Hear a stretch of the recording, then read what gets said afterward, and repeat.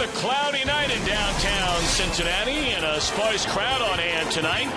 Reds beginning their final home series of the year, and they're taking on a club inside the division in the Milwaukee Brewers with playoff aspirations.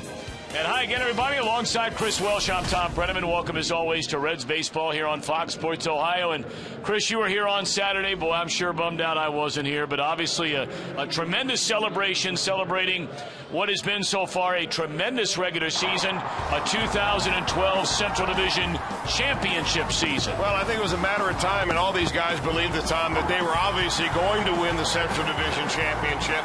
But when you finally know that you clinch it and you have that celebration and you have a toast to your manager and you taste the sweet nectar of victory, that's what it's all about. That's why these guys work so hard all year long. Well, of course, they had an off day yesterday, and now, Chris, you begin the final 9 days of the regular season. The off days for the Reds are now over. And it just so happens they are playing, I guess conceivably 3 teams, but for sure 2 teams that are still very much in a playoff race. It begins tonight with Milwaukee, who have been on an unbelievable run for a month and a half. Well, had Milwaukee not been 12 games under 500 back in August, they would have, with the kind of run that they've had, 25-8, you see, since August the 20th, they would have put themselves more than just on the fringe of being in contention. They would have been right there. They're 3 games back right now, and they need each and every one of these games from the Reds here at Great American Ballpark. It ought to be great baseball to watch. So having clinched the National League Central Division, it's now the time to start getting down to business with an eye on the playoffs beginning in a little more than a week. And the man who's going to start game 1 of the postseason, a tune-up start here tonight, Johnny Cueto. We'll talk more about him in a moment.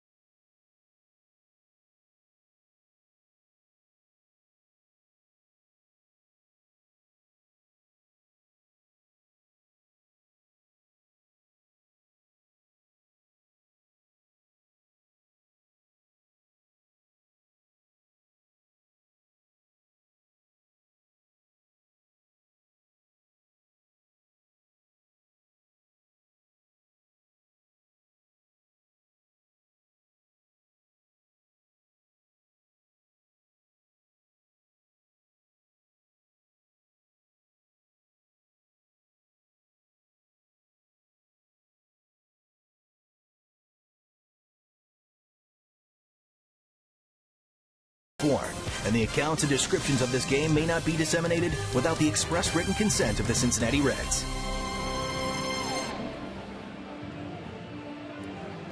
Well, a little dreary out right now. Our weather report for the rest of the night brought to you by Thompson Plumbing, Heating, Cooling, and Drain Cleaning. And it is a pleasure to welcome back our good old buddy, Mr. Tim Hedrick. All right. While I'm gone, the Reds make the playoffs. Good news there. Tonight, maybe a little bit of rainfall.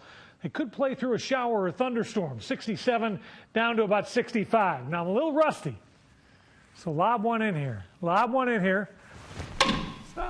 that rusty. Enjoy the game on Fox Sports Ohio. Great to see you again, Tim. Welcome back. Johnny B. Good. He's been sensational all year long, Chris, and after a little bump in the road, he came back strong against the Cubbies on Thursday. Yeah, that bump in the road only lasted 3 games. And, of course, for a long time there, Johnny Cueto was not only in the Cy Young conversation, he was the Cy Young conversation. You don't know if he's right there anymore or not. Of course, with R.A. Dickey in New York still going very strong. But Johnny Cueto, you just want him back on the beam. You want him throwing the ball the way he did early in the year. And this opponent that he has tonight, well, he's throwing the ball very well against. Look at the earned run average right down here for Johnny Cueto against the Milwaukee Brewers, down at 1.7. He struck out 23, walked only 2. So you've got a ball club that likes to swing the bat. Johnny Cueto knows how to keep them down. All right, so we are set to go. The opener of 3, the final 3 games played at Great American Ballpark in this 2012 championship season. You're watching Reds baseball on Fox Sports Ohio.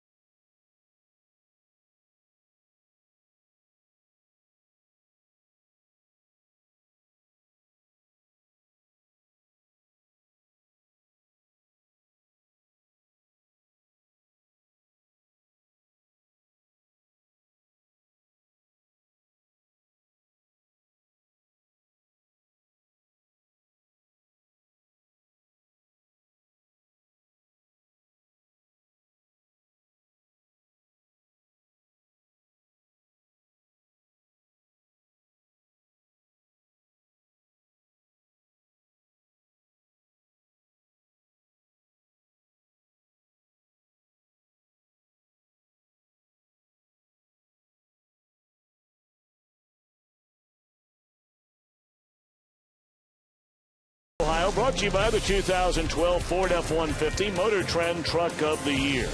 By the Regional Tourism Network, let us be your travel guide to Cincinnati, USA. Visit CincinnatiUSA.com.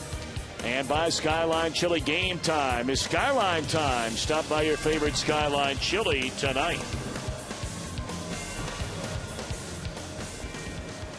Dark clouds were hoping to stay away from the wet stuff tonight for the opening game of this 3-game series and the final 3 games at Great American Ballpark during this regular season. Ron Renicke's Milwaukee Brewers 5 games over 500, 3.5 behind the Cardinals in the National League's wild card race. Let's take a look at their lineup tonight. Norichika Aoki is in right field. Weeks at second. Ryan Braun having a big year again in left. Aramis Ramirez, Corey Hart, Jonathan Lucroy in the middle. Gomez, Segura, and Fires on the mound with a record of 9-8. and has pitched very well, as we showed you a moment ago, against the Reds, and it's been a great year for this man, Johnny Cueto. Well, there's no doubt about that. 32nd start of the year. You have to remember that Johnny Cueto is only 26 years old, but yet he's making tonight his 148th Major League start. Aoki showing bunt, takes up and away, and this one is underway. Tim Timmons calls the balls and strikes. The crew chief is down at first. That's Dale Scott. Mark Wegner at second base, and Brian Knight is at third. It's 1-1 on Aoki. This guy's had a nice year. 288 batter, 9 home runs, 46 batted in, has 28 stolen bases to go along with it. Well, by National League and Major League standards, he is a rookie. But of course, he played for a long time over in Japan, 30 years old. Aoki is certainly not a rookie when it comes to this level of baseball. In the air, left field, that's easy for Chris Heisey. Take a look at the Reds on defense, presented by your Ford dealers. You've seen Heisey, joined by Stubbs and Bruce in the outfield. Frazier the nod over at third, Joey at first, Cozart and Brandon up the middle with a battery of Johnny Cueto and Deoner Navarro. This is a Brewers team that not only leads the National League in home runs, they also lead the National League in stolen bases. And the last time we saw Ricky Weeks, he was batting in the 180s. Now, granted, it's still not a lot to write home about at 232. But all of a sudden, 20 home runs, 61 batted in, and he's a big reason why the Brewers have turned the corner on their season. There was a time in this season and even in part of last year that all you had to do was throw the ball low and away to Ricky Weeks and he simply wouldn't hit it. He was pulling off the ball. He's trying to do so many different things, but when you rebound the way he has, that shows me that he's had much better plate coverage. Although Cueto drops that classic changeup of his on him and looking for a fastball way out in front. No team in baseball is scoreboard watching more than the Brewers. There are others clearly watching the scoreboard as much as the Brewers, but nobody more. Because not only do they need to win virtually every game the rest of the way, they need a lot of help. 3.5 back. St. Louis will play tonight and tomorrow against Houston. Cardinals have an off day on Thursday, and then their final 6 will be against the Nationals and the Reds. Looped into shallow right center, and that's a base hit for Ricky Weeks.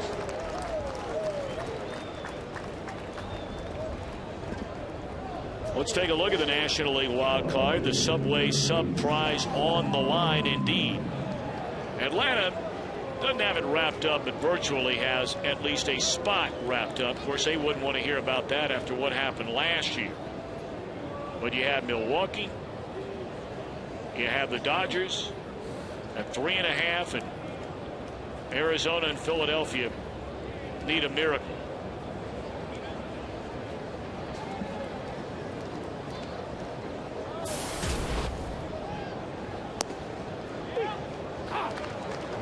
Been another big time year for this guy, Ryan Braun, the reigning National League's most valuable player, and he's going to get votes again this year.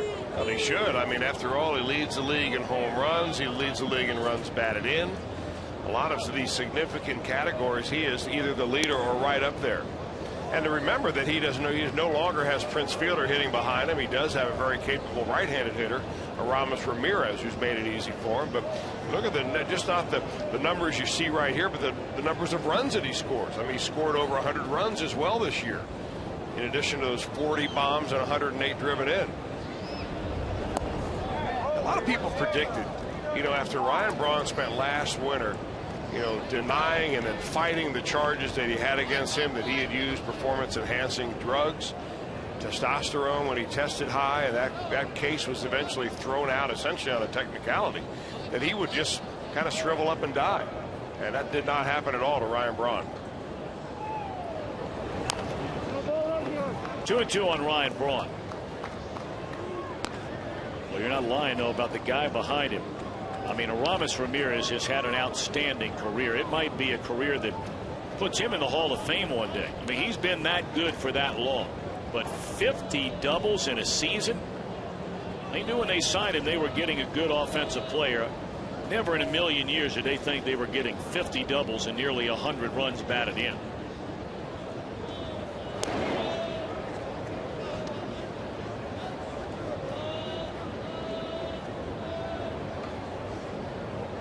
Two pitchers in the National League have more wins than Johnny Cueto. He'll try and match the 19 by R.A. Dickey of the Mets if he can get a win tonight. The league leader, Gio Gonzalez with the Washington Nationals. He just got his 20th win of the season, his last start against this Milwaukee team.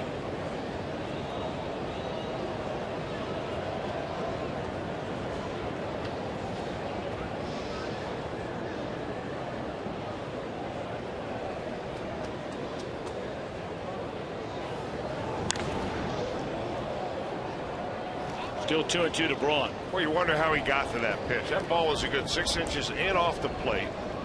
You know, the normal strategy when you get a home run hitter up there, normally they like to get their arms extended, so you say, all right, I'm going to pitch him in. But Brian Braun is a guy that makes that strategy somewhat ineffective because he's got such a quick bat inside.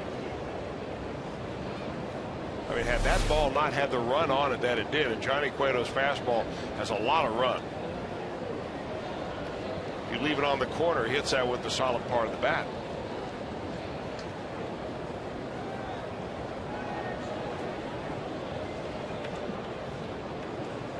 See the numbers career-wise for Braun against Johnny Cueto. 2-2 pitch. And we've seen Ryan Braun do this a lot through the years. Not only the power numbers, but a very high batting average, and that's due in part to being able to keep at bats like this one alive.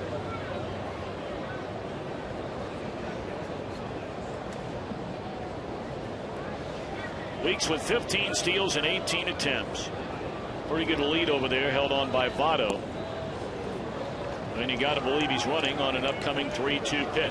Yeah, but maybe not before Johnny Cueto decides to sizzle one over there to first base. He's already picked off 9. I'm sure that's exactly what Garth Orange is telling him right here. Don't be number 10.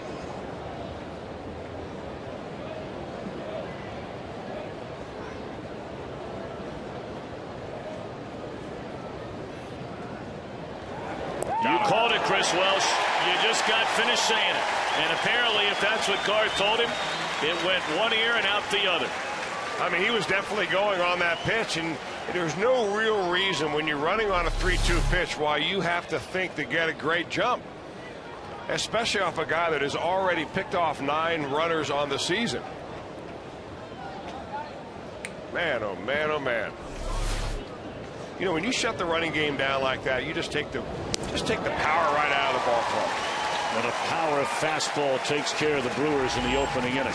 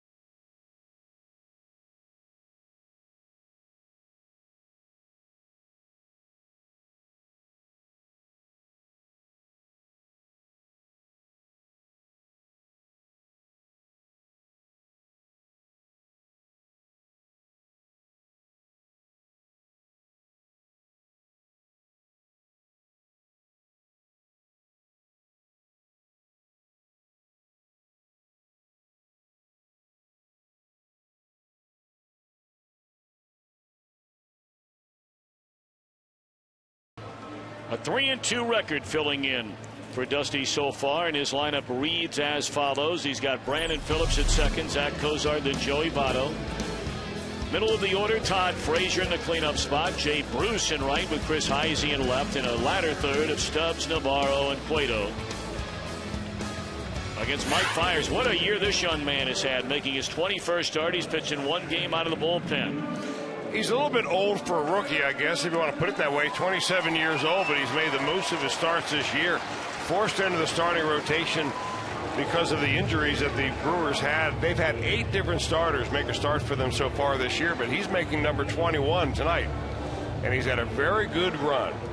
Best pitch is a changeup. It throws fastball, curveball, changeup, cutter. And he handled the Reds very nicely the last time he faced them. Really more or less by throwing the ball down and away and changing speeds. Not overpowering at all. Fastball tops out 90, 91 miles an hour. Brandon takes the first pitch, strike one. 286 batter, 18 home runs, 76 runs batted in. At big time numbers against the Brewers this year.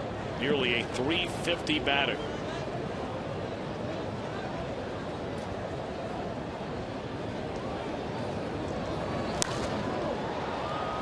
It's in the air. The question is it playable? And the answer is yes for Corey Hart.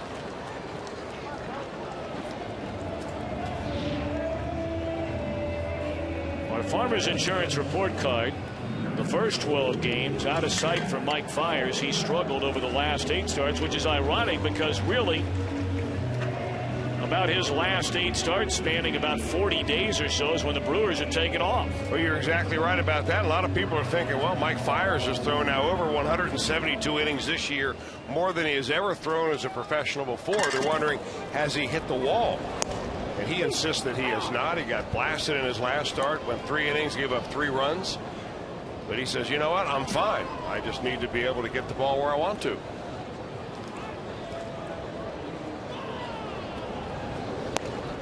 Two and 0 or 1-1, I beg your pardon. First pitch called a strike. So 1-1 to Zach Kozart.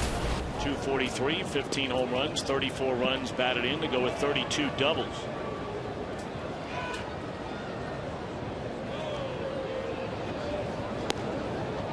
Well, I would imagine with Dusty Baker back in town, he's hanging out watching the ball game at home, hopefully resting comfortably, and certainly our thoughts and prayers with him on a speedy recovery and everything he has been through, Mr. Welsh, over the last week.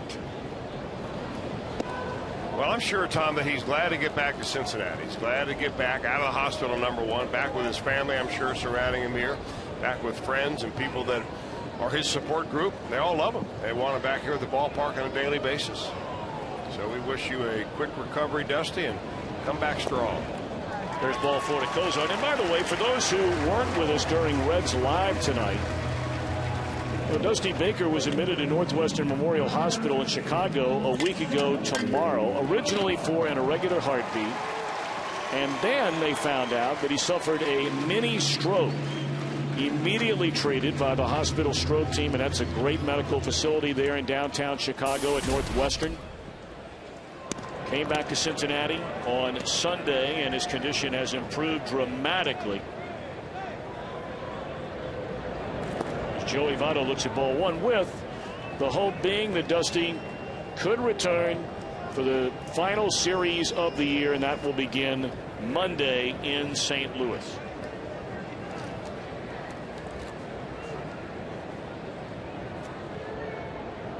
1-0 the count on Joey Votto. Kozart at first, and that one taken outside. Dusty issued a statement prior to the ball game. My family and I are very grateful for the support we've received the last few days. Feeling much better. Great to be back, as Chris mentioned, in Cincinnati. Staff has done a great job. He looks forward to getting back to the dugout, and he thanks all the Reds fans, Reds management, and everyone for all of their support. Get well and get back soon.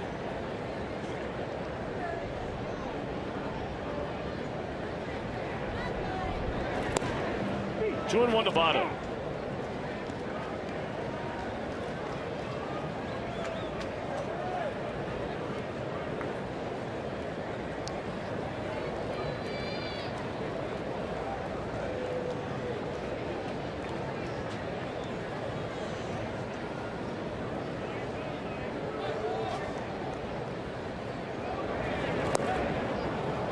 there's the changeup right there, and he set it up perfectly with the previous pitch being a fastball. He got behind Joey Votto, fastball, changeup, and then went a 2-0 fastball at the knees, and he comes right back with the same arm action, and he fools a pretty good hitter right there in Votto by pulling the string.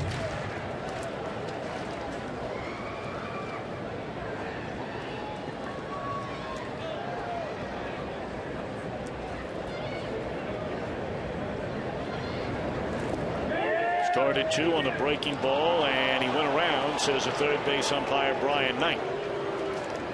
2 away in the inning, first strikeout of the night for Fiers. Brewers look this way on defense, presented by your Ford dealers. Gomez, flanked by Braun and Aoki. Ramirez, Segura, first time we've seen him. Weeks and Hart on the right side, and a battery of Fiers and Lucroy. Reds 7-5 this year against the Milwaukee Brewers, and they've played very, very well against this Brewer team, and they've had good teams each of the last 3 years, but the Reds have gone 26-16, 10 over the last 3 seasons.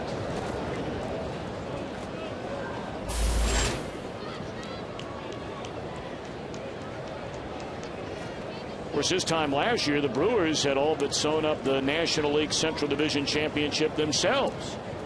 You may remember they were the divisional champions a year ago, with St. Louis that made the miracle comeback, clinching the wild card spot the final day of the regular season when Atlanta lost and the Cardinals won. The Brewers won their opening division series over Arizona and then lost to the Cardinals in the NLCS.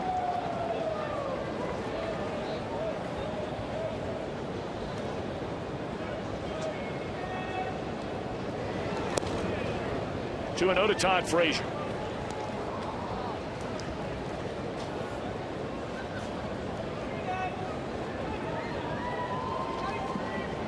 Frazier, after a lengthy slump, started to show some signs of life again.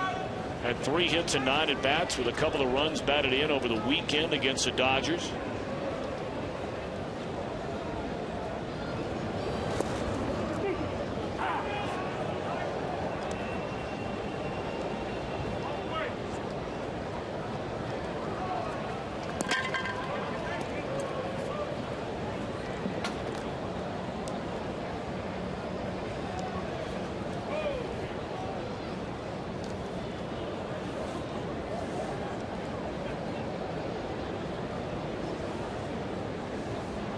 I think Todd Frazier simply has had more chances here recently. Remember, Ryan Ludwig has not played since that series the Reds were in Chicago. They were giving Scott Rowland some rest, and Joey Votto being out, so Frazier was an everyday player. One way or another, he was playing third or playing first. But when everybody got back and got healthy, Frazier was the odd man out.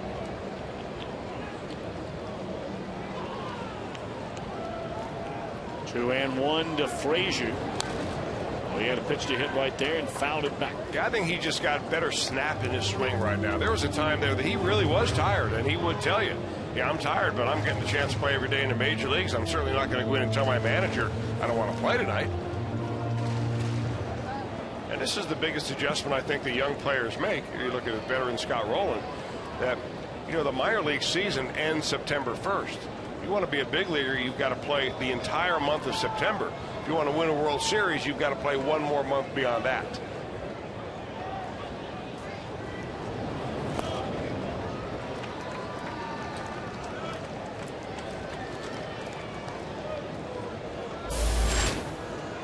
Jay hoping for a chance on deck here in the opening inning.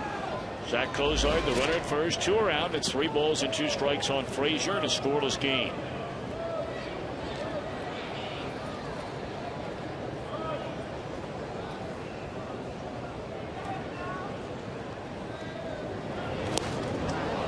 Swung at ball 4, now to end the inning. 1 man left, end of 1, no score.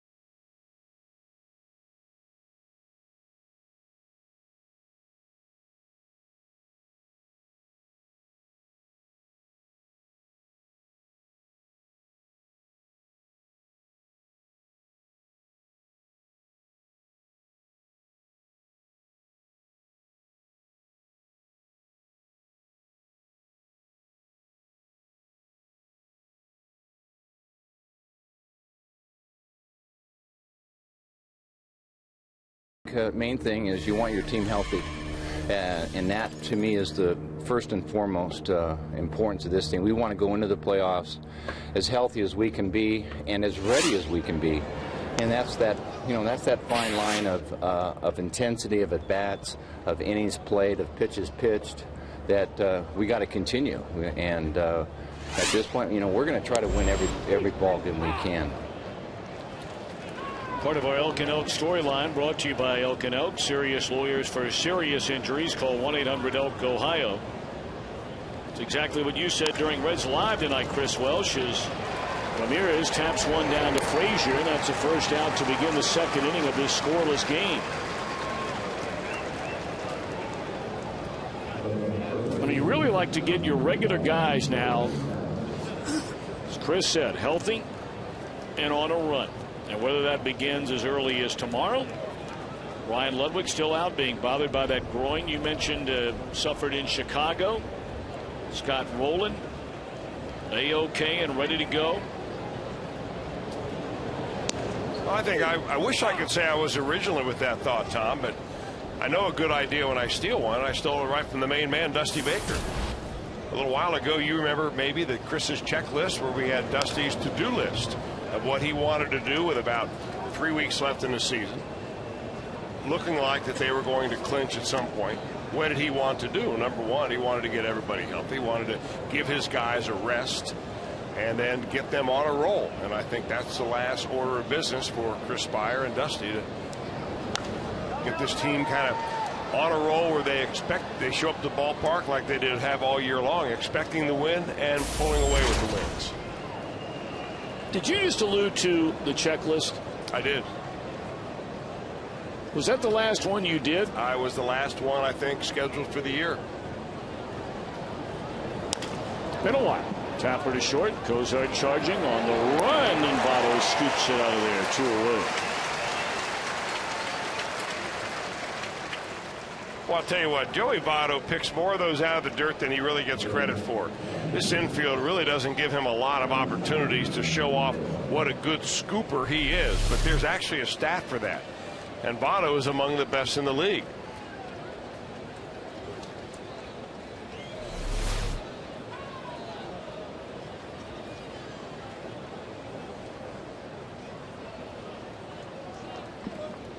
Of course, now that you've got a big dog in the Brenneman house, Tom, you may be in line for winning that scooper award. You know, I wasn't even going to bring it up, but as soon as you use that word, that is all I have been doing for the better part of a week and a half when I'm at home.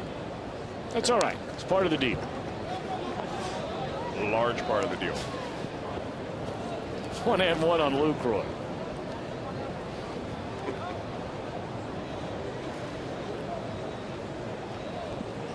Of course, Polly would tell you that she's the one doing that on a regular basis. I don't believe a word of it. Fastball high. 2-1 account on Lucroy.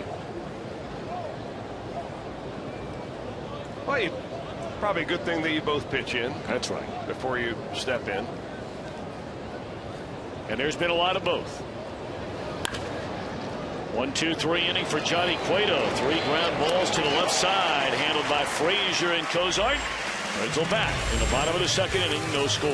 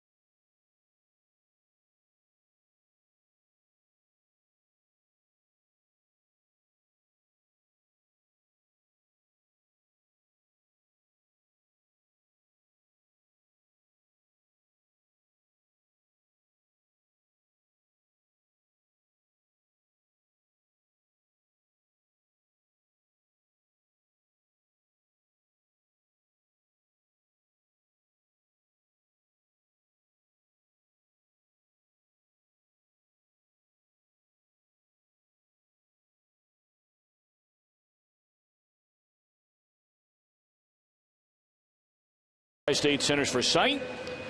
If you're 60 or older, you can buy tickets at half price in advance of game day only. Plus, each ticket includes free admission this Thursday only to the Reds Hall of Fame and Museum, thanks to Humana. For tickets, visit Reds.com tonight.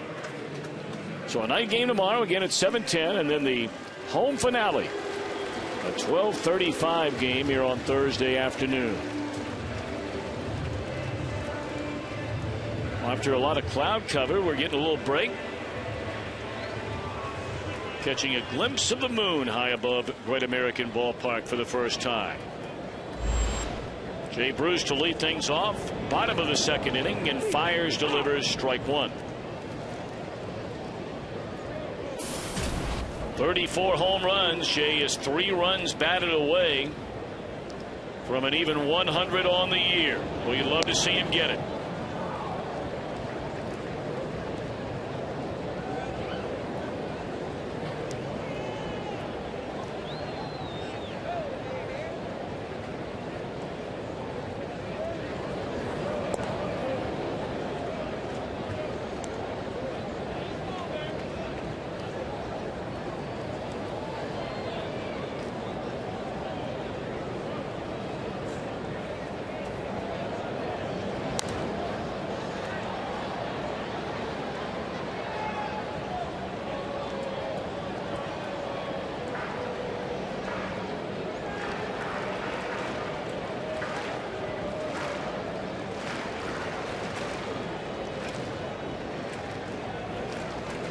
Two and two to Jay Bruce. Will be followed by Chris Heisey and Drew Stubbs. And that one is hooked into right field. A base hit. First hit of the night for the Reds, and it's a leadoff single by Bruce in the second inning. Well, the third curveball that Jay Bruce sees in that particular bat, he's able to finally put the bat head on it. And he hit that very hard.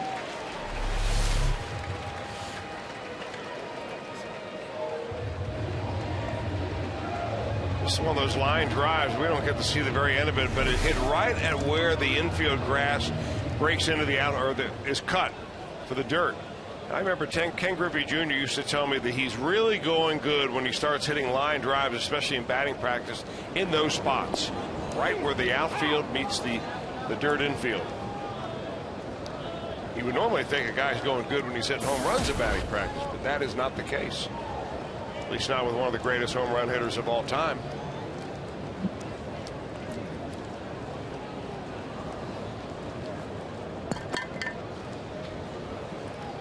Heisey, a .276 batter, 7 home runs and 31 runs batted in. Getting a start tonight in left field. A ball and a strike. Heisey has swung the bat much better as this season has gone on. From an average standpoint, has been well over 300 over the last month and a half. And really most of his production, consistent production, more accurately described, has come over in the last month and a half with runs batted in. It's not been a big home run season for Heisey. After clubbing 20 of them last year, only 7 this year.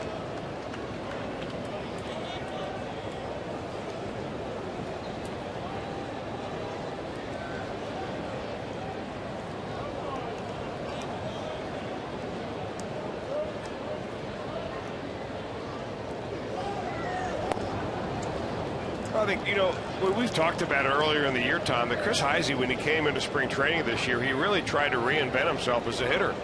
You know, he realized that he was very good on that high inside fastball. That was the pitch that he hit most of his home runs on. And he wanted to be able to expand that plate coverage a little bit more, so he changed his style a little bit. And I think it set him back, especially from the power standpoint.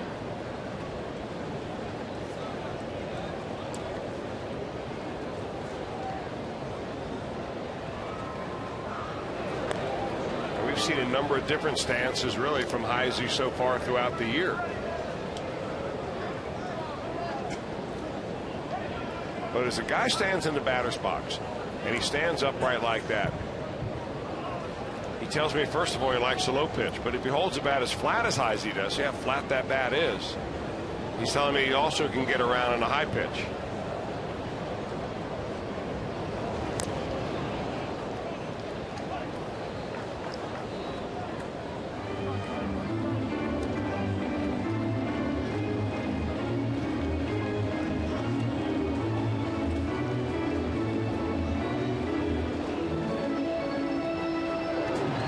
Heisey, a long look down to Mark Berry, the third base coach.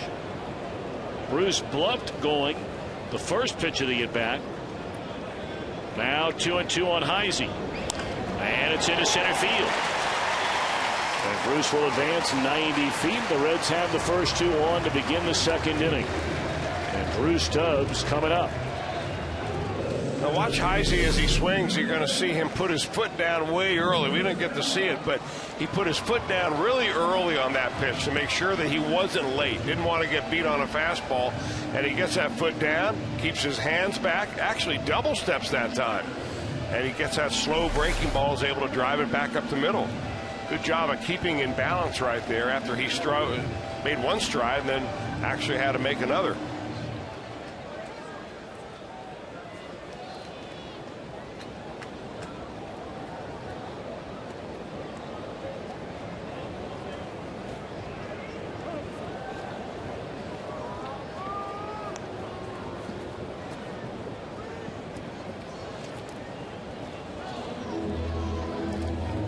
Now Lucroy going to come out and have a visit, joined by the shortstop Gene Segura.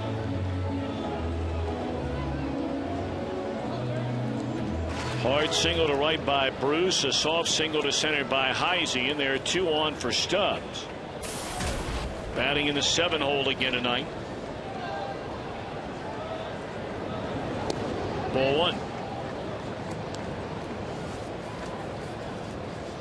Well, if Stubbs had been in the number 2 slot and he comes up with, in that particular slot, number 2 with runners at second and first and nobody out, he's probably laying one down here, which a good bunt with him may even be a base hit, but not when you're batting number 7.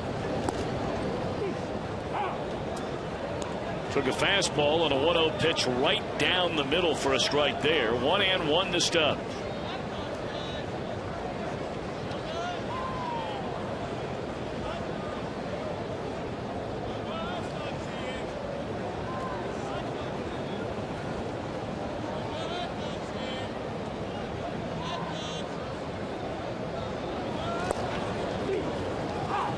Another fastball, this one on the inside corner. And you got to wonder, based on those last 2 pitches, if he's able to pick up fires very well.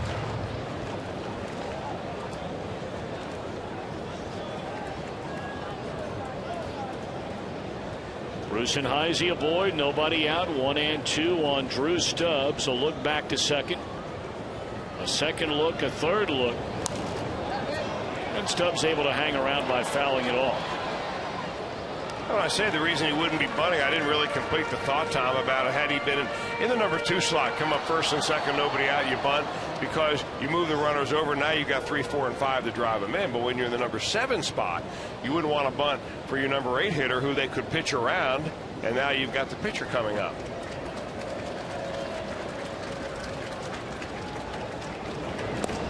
Well, Stubbs has pretty much gone on record, going all the way back to spring training, you may remember, that it's not that he doesn't like batting leadoff, but he feels like he is better further down in the batting order. Well, he's getting a chance right here with 2 on, nobody out, 2-2 the count.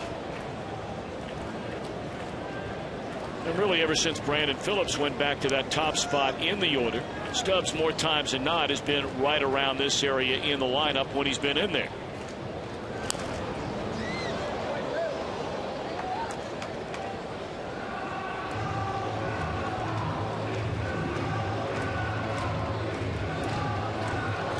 So many times when you get into postseason baseball, all the focus going into the playoffs will be on guys like Votto and Brandon Phillips and Johnny Cueto and Matt Latos and certainly Aroldis Chapman. I mean, those will be the 5 guys, and Jay Bruce, throw him in there, that you're going to hear the most about. There's a little bleeder into right that'll fall in a hit. Heisey had to wait to make sure it wasn't caught by Weeks. So a couple of soft singles off the bat of Heisey and Stubbs after the rocket by Bruce, and they're loaded. Well, to finish that thought, Chris, is oftentimes it's guys that not many people are talking about that turn out to be postseason heroes. And, of course, both leagues have been littered with those guys. I mean, just a couple of years ago, Who would have thought Cody Ross, after being dealt from the Florida Marlins, was going to turn out to be the kind of postseason player he was for the Giants in winning the World Series? You're right. So you just wonder who it might be on this ball club, and could be somebody down in the order, just like you say. Maybe Drew Stubbs.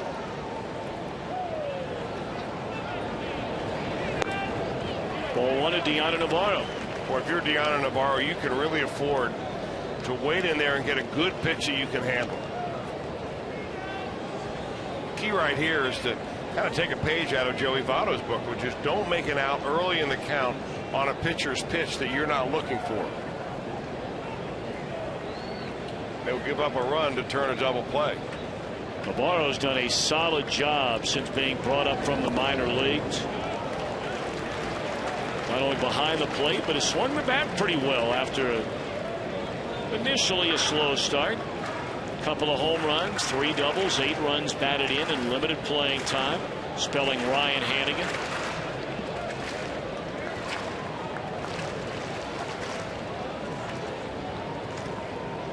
Bruce Heisey Stubbs aboard with nobody out in the Cincinnati second inning. And a couple of them are coming home right now. Base hit into left center field. Here comes a throw to the plate. 2-0 Cincinnati on the hit by Navarro.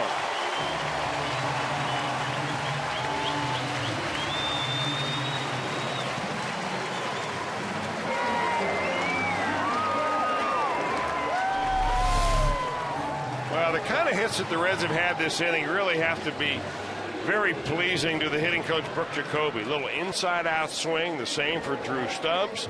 Nice little swing by Chris Heisey to keep the ball in play with 2 strikes. And really just taking what the pitcher's giving at this point. Good job by Navarro.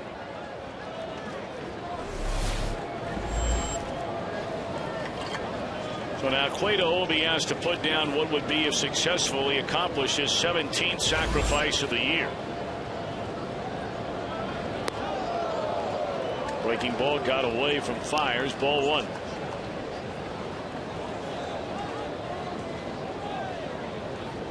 Well, they're charging hard right here, but it doesn't have to be a real good bunt, because you've got Drew Stubbs out there at second base. Even though it's a force play, you just get the ball down with a reasonable, slow it down a little bit, he'll be able to get to third. Well, boy, they're putting that swing play on. The swing play is the play where the third baseman comes charging hard. The shortstop takes off early. Shortstop right here is going to take off early. He's going to go to third. Third baseman comes in, and they're going to try to get the play. Meanwhile, the second baseman stays at the bag to make sure that Drew Stubbs doesn't get too big of a lead.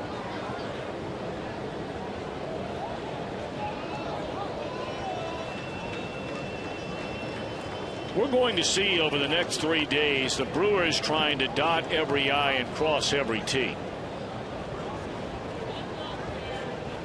I mean, every pitch and every inning of what's left in this 2012 season is of the utmost importance. And because that ball was in the air, Stubbs did not break initially. Hard plated on a short hop and easily gets Stubbs at third base.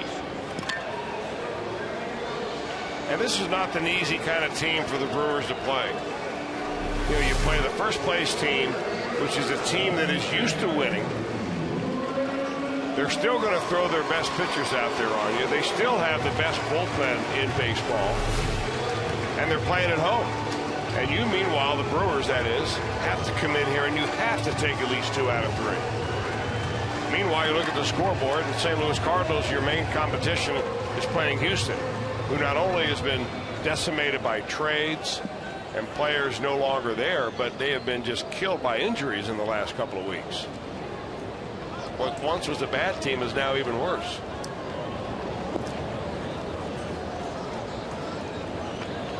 Astros have lost a major league high 104 games.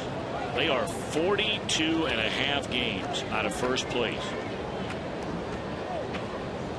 But hey, virtually every franchise has been down that road.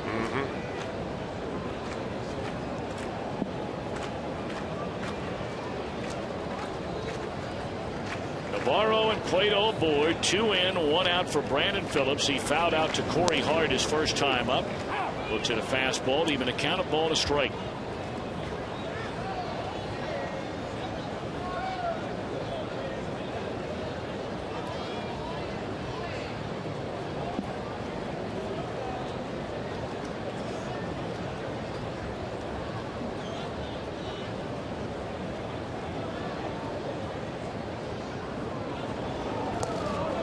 Started 2 on that big breaking ball and was able to hold up on the swing. It's inside. 2-1 to Brandon.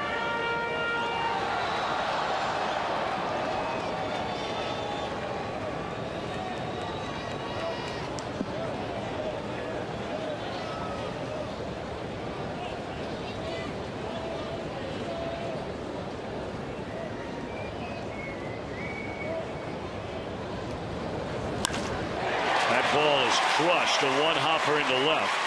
They'll hold Navarro at third. That's a 5th single of this inning for the Reds. And now they're loaded for Zach Cozart. And congratulations to Brandon Phillips. Ties Joe Morgan for 18th on the Reds all-time hit list. How about that?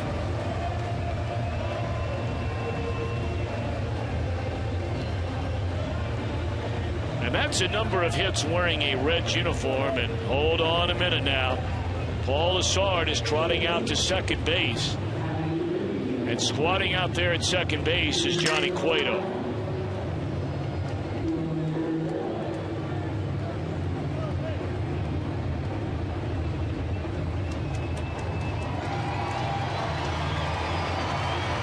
I think he's talking about his left leg. I can't tell if he's talking about his left knee or his hamstring. Well, Chris Byer now wants to come out. Pitching coach Brian Price on his way out, and now Paul Lessard trotting back. Will visit with both of them. You know, this is something that really you want to make sure beyond any reasonable doubt that Johnny Cueto is okay. I mean, he's got reasons, personal reasons, why he wants to be in this ball game tonight. Would love to nail down win number 19. One more gives him 20. It's been a long time since the Reds have had a 20-game winner. Of course, most everybody who's coming to these ball games or watching at home are thinking about postseason. And you need that guy at the top of the list when it comes to the extra games you play in the postseason.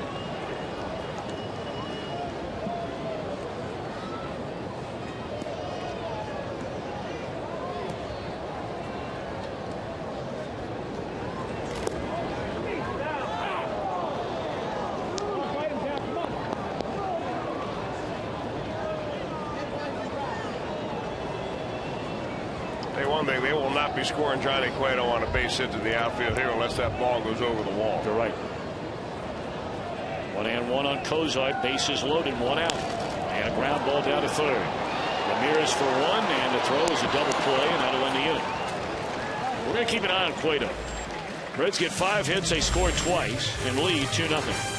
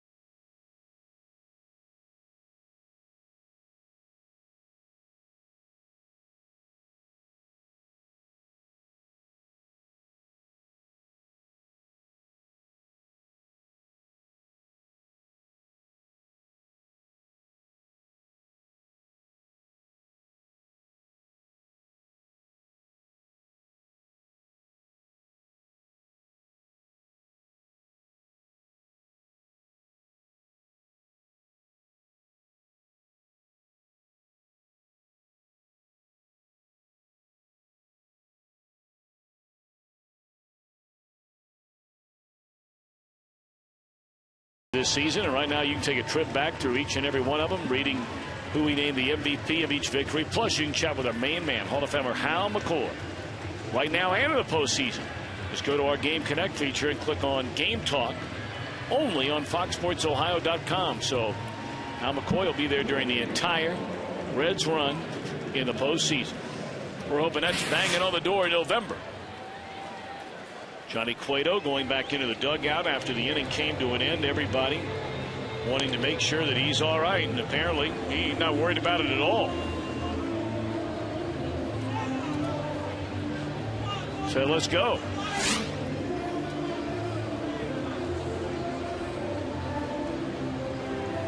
So the Reds get him a couple of runs. Brewers batting here in the third. They've had one hit, and he picked that guy off. So the latter third in the batting order, Gomez, Segura, and Fryer. Well, the Brewers have to feel like they kind of dodged a bullet right there. That could have been a huge inning for the Reds.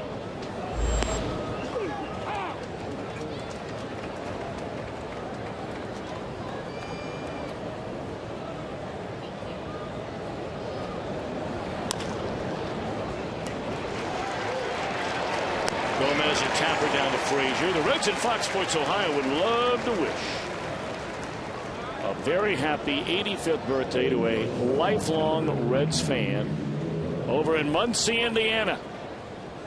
Bob Dudley celebrating a birthday today. Bob, happy birthday to you. Happy birthday, Bob. That's Ball State country, Muncie, Indiana. That's part of our Reds caravan stop each and every year.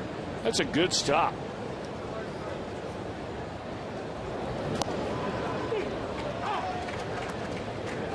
I remember our group was there about 2 years ago. It was the first time I'd ever been to Ball State University, and oh, what a nice campus, great little college town.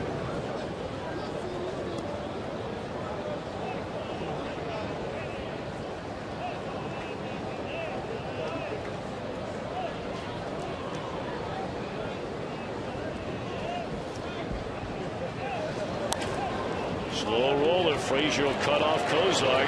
Man, Cueto's picking him up and mowing him down early and often here tonight. Well, the one thing that I'm watching tonight for Johnny Cueto, and his velocity has not changed. I mean, each and every time out there when he needs to reach back, he's gotten 94, 95 miles an hour. Even down in Miami when he didn't pitch all that well at all, he still was throwing the ball hard. But I'm looking for a little snap in that breaking ball. That slider of his has been his key pitch all summer long, and if he's rolling it up there, it means that you're tired, whether your fastball's up there or not. But it's got a nice bite to it tonight. In fact, the only hit that the Brewers have, that little opposite field base hit on by Ricky Weeks, was a kind of a rolling slider that Weeks was able to just muscle into right center field. But all the other ones he has thrown, he stayed on top of and finished. When you finish them, they usually get hitters out.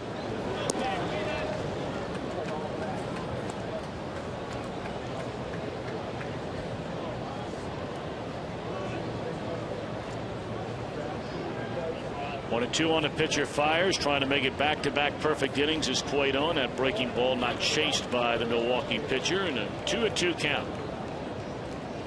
Reds, of course, adjusted their rotation about a week and a half ago. They have readjusted it starting tonight.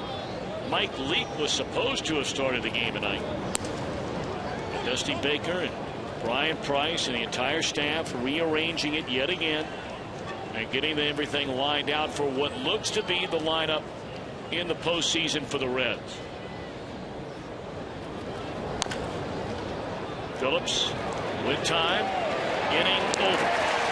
6 consecutive ground ball outs and 7 in a row overall retired by Cueto.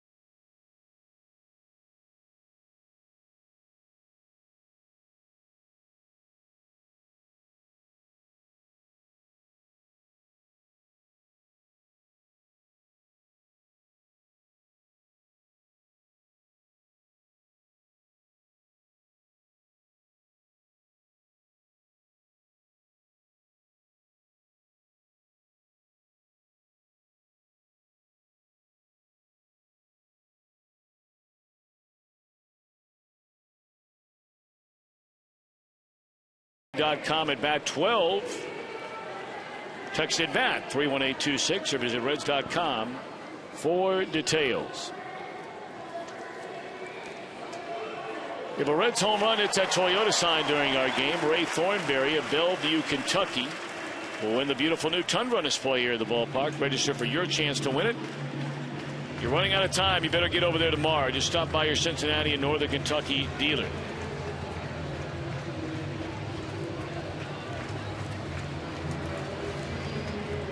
Three, 4, and 5 in the Reds batting order against Mike Fiers here in the last of the third. The Reds scored twice thanks to 5 singles an inning ago.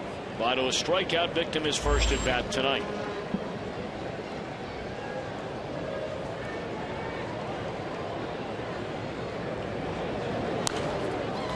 Well, you look around baseball and there's so many races, so tight. Division races. Division races are really closer than the wild card races in some cases. You look in the American League East where the Yankees lead Baltimore by a game and a half. Yankees will play in about 5 minutes in Minnesota. And Baltimore, game and a half back, trailing Toronto 2-0. A game at Camden Yards in the 4th inning. Tampa Bay still very much in it. The wild card leading Boston 3-1. Now the White Sox lost earlier today. If Detroit wins tonight and the Tigers are leading 2-0 in the 4th inning at home over Kansas City, there will be a tie atop the American League Central. Goodness gracious. That's about the second or third time that breaking ball has just sailed on Fiers. First time it made it to the backstop. Well, Votto's looking for that breaking ball because he jumped up into the batter's box right before Fiers threw that thing. He's normally deep in the box. Here he is moving. He just moved up. I mean, he is at the very front of that batter's box, and maybe he's sensing that curveball and going to try to hit it before it breaks too much. We saw him do that against Jamie Moyer, and it worked successfully there. A little wider stance now, a 2-strike grip. Look how much he chokes up. Well, he got rung up the last time on an appeal to Brian Knight. Not this time. 3-2. Gives you a lot better back control when you choke up like that. You know, if more big leaguers did it, more little leaguers would do it. Votto draws the leadoff walk.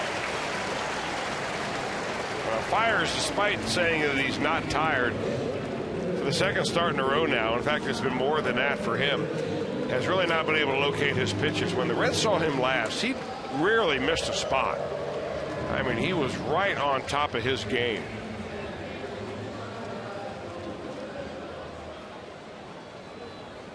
That was August the 7th when he went 8 innings of 3-hit, 1-run baseball, did not walk a batter, and he struck out 7 in that game. But now we've seen him lose grip on at least 3 or 4 different curveballs and miss upstairs with his fastball more than he normally does.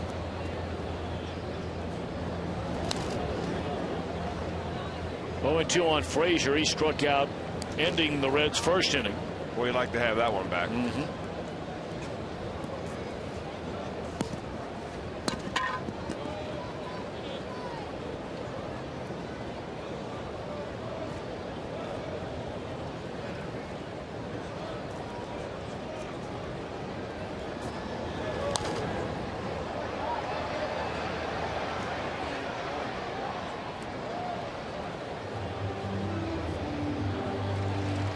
I don't know if you'll agree with this, Chris, or not, but I'm not so sure through all the years, you know, you were so privileged to be able to sit up here and watch baseball by and large day in and day out. You see great players, the elite of the elite, the average players, and the guys that are just trying to hang on for a job. I mean, the entire spectrum, you see it all pretty much in a lineup every night. And I'm not so sure the more time goes by that among many things, but among the most important things that separate the very good, if not the great players, And then the very good and the average players, and then each level on down, is when you get the one pitch in the at-bat to hit, the great ones nail it. You know, they just don't miss it. There's a swing and a miss, and there's strike 3. And I don't know if I've ever seen anybody where that held more true than it used to for Barry Bonds. Because that's when he was walking, you know, over 210, 215 times a year. Intentionally walked all the time. And I mean, when he got the one pitch, it might be one pitch in a game. All those years he was in San Francisco, he never seemed to miss it. You're right. I think that he had shrunk his strike zone down in his mind so small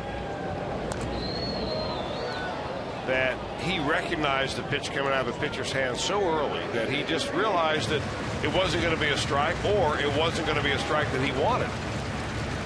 The other thing that Bonds did, and I don't know any other hitter that has ever done it quite as dramatically, he crowded the plate so much that he essentially took away the inside part of the plate to the pitcher. And he divided what a lot of hitters will talk about pitching lanes. You've got, you know, inside, outside, and then you've got down the middle. Well, he took away that inside pitching lane. So now anything that was really on the outer part of the plate was down the middle of him. Because nobody wanted to pitch him inside because he would get hit and, you know, he'd be on first base. He had that big armor on his right arm. Well, his last couple of breaking balls have been much, much better. By far the best we've seen tonight by Fiers. And there are 2 away in the inning. He has 4 strikeouts. But you know what I mean, though? And I didn't mean to zero it in so much on Bonds, but just that.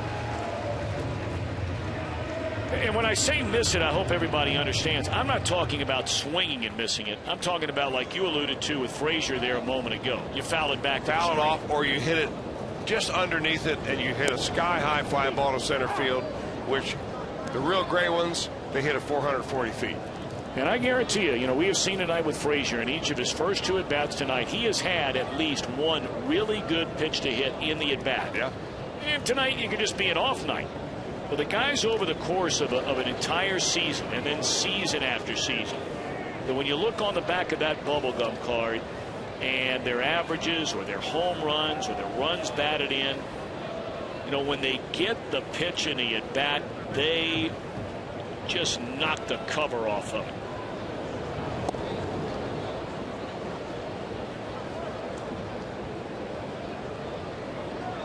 I think it's obviously something that not in the major league level or minor league, maybe minor league level, that a scout will note. That, you know, here's a guy that seemingly swings and misses on pitches that are down the middle. Here's another guy over here that when he gets his pitch, he centers it. And there's a guy that centers it right there.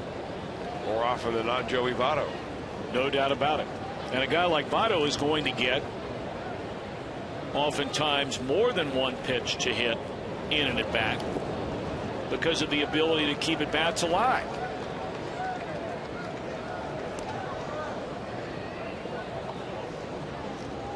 Well, it has to do with what Barry Bonds told me one time: talent. He's right about that. I mean, he just laid it on the line to me.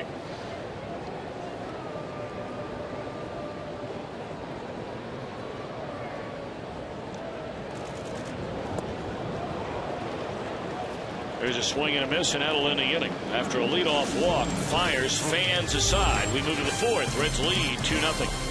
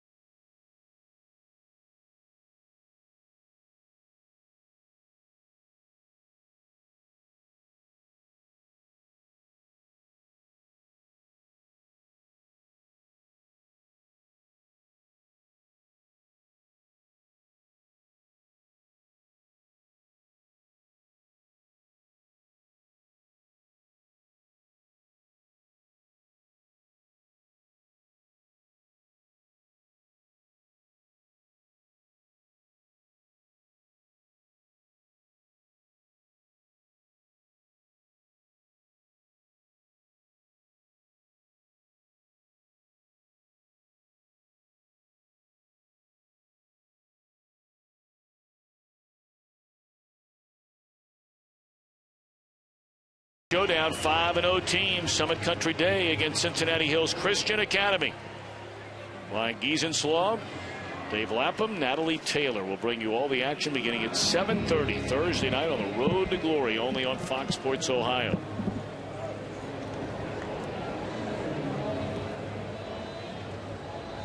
Well, your alma mater had a big win over the weekend. They did indeed. Knocking off Moeller.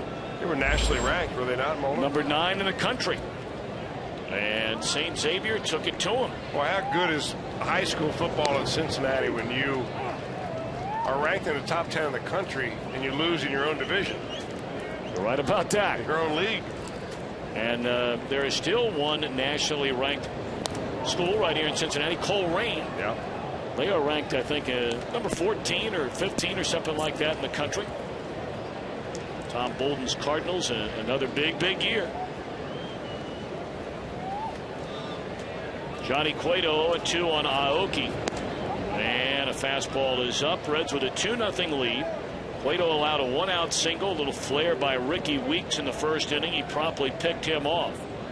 And Neria Brewers reached since.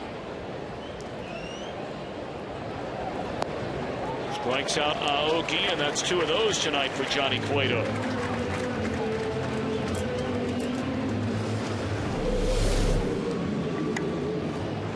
That's a good changeup right there that Johnny Cueto's thrown tonight. He's pulled the string a couple of times, and Aoki really set for that fastball. He just kind of wants to hit, run, and at the same time kind of slap that ball to left field. And you wonder where that ball went that had so much diving action on it. So now Weeks, as we mentioned, the only Brewer to reach base tonight against Cueto. It's 8 in a row retired by Johnny. A couple of strikeouts with 6 straight ground balls sandwiched in between.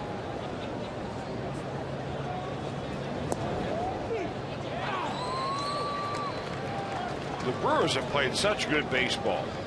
One time they had won 24 of 30. Kind of the same kind of run the Reds went on for a while there, but they really pulled ahead of everybody else in the division. Ron Renick has seen his crew come back really from the dead. 12 games under 500 in the month of July. And the run that they've been on is historic, especially as far as their own ball club goes. You go back in Brewer history. So if you just think if they had just been a little bit closer to 500 when they went on this run, they wouldn't be right on the outskirts of contention. And they've done it against good ball clubs. In fact, in their last 21 games, they're 17-4 against teams with a winning record. So they're not beating up on the bad guys, they're beating up on good teams.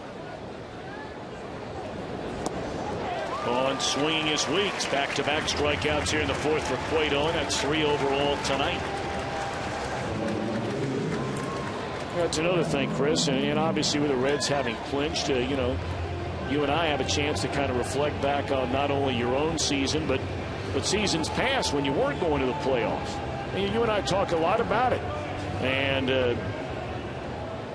I think oftentimes it's diminished by players. I think it's diminished sometimes by coaches and managers. I mean, you don't want your players gripping 24/7. You know, those games in April, and there might be 3 or 4 of them. In the Brewers' case, there might have been 7 or 8 of them. You know, same number in May. You know, 7 or 8, maybe 9 or 10 in June. You know, where you take all those games, you add them up. And if you're able to flip about 5 of those games out of maybe about 20, that's what you're talking about. If they could have been a little bit better before this historic run, well, where would you be now? Well, for the Brewers, those games, you know, may not be in certain months, but they are in certain parts of the ball game. Their bullpen for a while was so atrocious that they had so many games won that they gave up in the last inning or the last 2 innings that they just ripped the heart right out of a ball club when that happens. And you know, they could get 4 of those back that they had already won. I mean, the Reds haven't given up too many of those at all this year. I'm talking about when you have victory right in sight in the 8th or in the 9th inning. The Reds are simply so airtight in that bullpen. That's why they are where they are.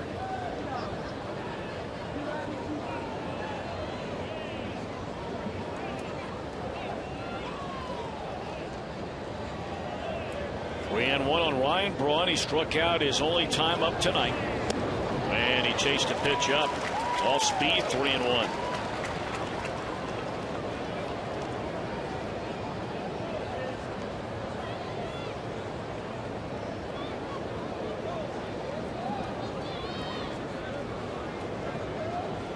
Now the payoff pitch. And a rocket into left center field off the bat of Braun. That ends a string of 9 in a row set down by Cueto. So Aramis Ramirez coming up there representing the tying run in his 2-0 game in the 4th inning. Well, the ball sounds good when it comes off his bat, doesn't it? I mean, you're looking right now at 2 of the best hitters in all of baseball. This is not a bad pitch that Johnny Cueto throws. A slider down. Down around thigh high instead of knee high. And you know, a guy like Ryan Braun, bring up Barry Bonds, you don't get him out. I think you just give him a good opportunity to get himself out. Now, if you've got overpowering stuff on a particular night, yes, you've got. I mean, Cueto's got the stuff to get him out. But if you're more of a middle of the road pitcher, you're just hoping to throw a pitch in a spot where Ryan Braun or Joey Votto just mishit it.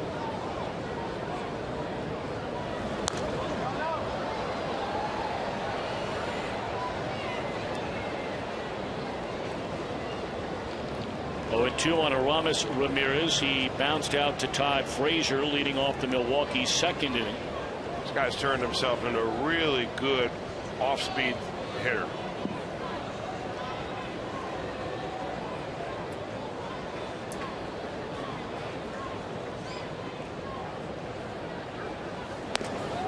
Looked like he went. He did. Fastball. He chased it up. Cueto fans the side. He does allow a hit and has a 2-0 lead in the middle of the 4th.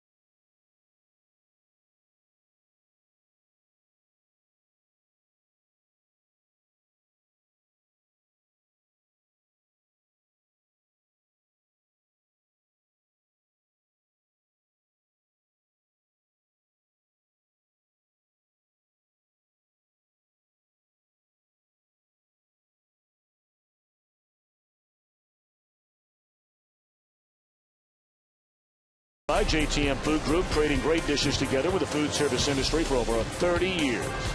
By your Cincinnati and Northern Kentucky Toyota dealers, visit buyatoyota.com. And by AT&T, the nation's largest 4G network. AT&T, rethink possible. Run along Joe Nuxall Way. Great American Ballpark in downtown Cincinnati. The Reds with a 2-0 lead over the Milwaukee Brewers in the opener of this 3-game series. The final 3 regular season games played at Great American Ballpark here in 2012. Next time the Reds play here, of course, that's TBD. It could be if they're the number 2 seed and they start on the road. That's second Saturday in October. Well, it could be then, and that means they play Saturday and Sunday. They'd be off Monday, and they'd come home and play on Tuesday night. If they are the number 1 seed, that means they would start on the road against a wild card entrant in the National League. And that series would not still till a Sunday night. So they play Sunday and Monday on the road, off Tuesday, and then would play here at Great American Ballpark on that Wednesday.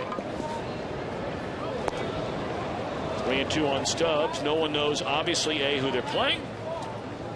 And I'm not sure we're going to know until the final out to determine exactly what teams are going to be in the playoffs, and meaning even in the play-in game, as to when the Reds are going to be playing, what time of day. Stubbs gone swinging.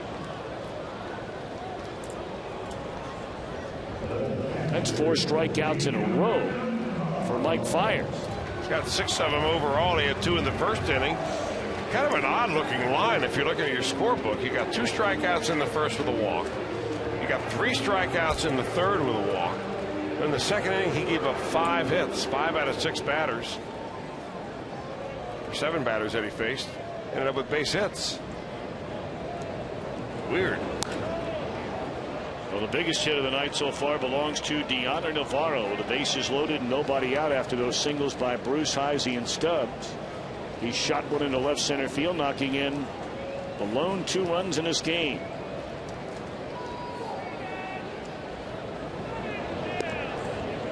Come to the Reds, stay for more fun. Take a walk over on the wild side. Visit Cincinnati Zoo and Botanical Garden. Make it a weekend getaway. Book your stay at CincinnatiUSA.com.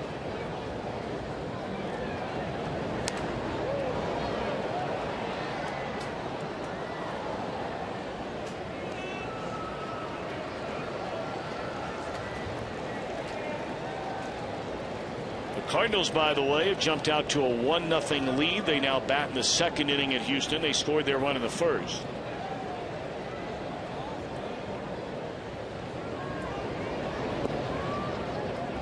Now these Brewers 3.5 back. So too are the Dodgers in the wild card, and the Dodgers will be playing in San Diego much later.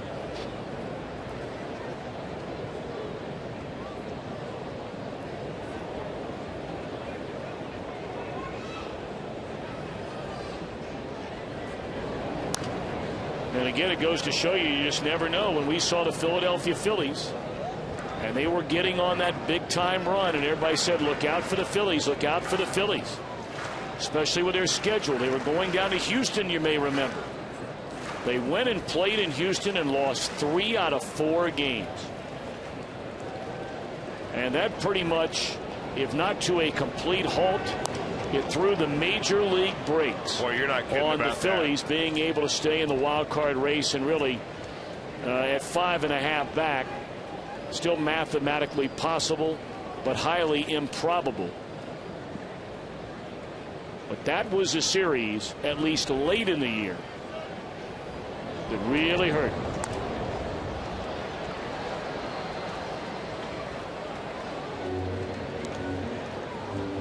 Well, in a year otherwise filled with nothing but lowlights, that has to be kind of a highlight series for those Houston Astros that were involved in that. I mean, you have nothing else to play for except the role of a spoiler. Completely outmanned. They took 3 out of 4. Popped up, shallow center, and another hit.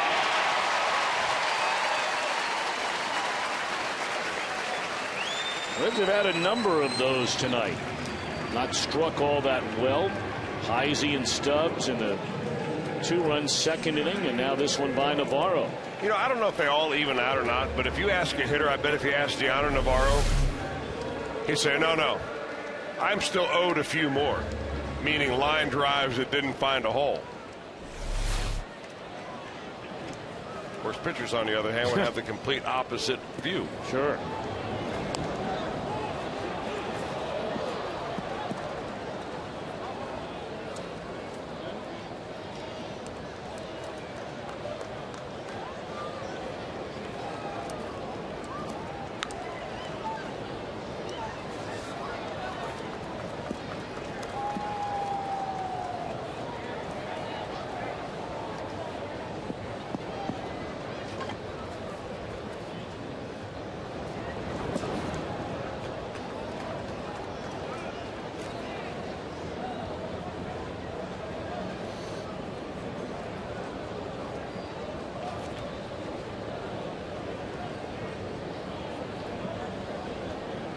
Ramos Ramirez can't play a whole lot closer. Yes, he can. Here he comes even closer. Cueto lays this one down far better than the first time when he could not advance a runner, and that's his 17th. A National League high 17th sacrifice. The most by a Red since Johnny Temple. How about that? Wow. Johnny Temple had 17 of them in 1958. That's a Joe Luckham special there. That is I thought he was one. asleep sitting to my left tonight.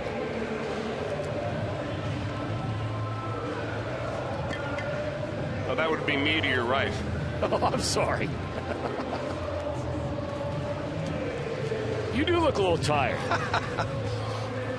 I just participated yesterday in the Marty Brennaman Golf Classic. Yeah, I'm well aware. You were the designated captain.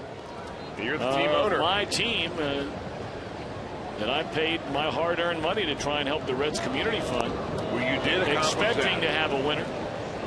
And obviously that did not happen. So, logic would dictate that perhaps changes could be in order looking ahead. It's now 2 years in a row that we have not won. And I've allowed you and our good friend Ed Shepard as general manager and captain. And the press has been on me hard about looking into changes looking ahead to 2013. I don't know. Maybe sometimes you just have to tip your hat to the opposition. Never. Fouled out of play. I mean, after all. Never. Especially in this case. They after all averaged a birdie per hole. They ended up the entire 18 holes at 18 under par. Your team was 2 behind. Not good enough, is it? It obviously was not. You're not going to pull a George Steinbrenner on us, are you? 0-2 to Phillips. Oh, there's a legitimate chance. Yes. Yeah. Fire everybody in sight and rehire those that you think you may have acted rashly on. Good chance of that. It's happened before. Oh, boy.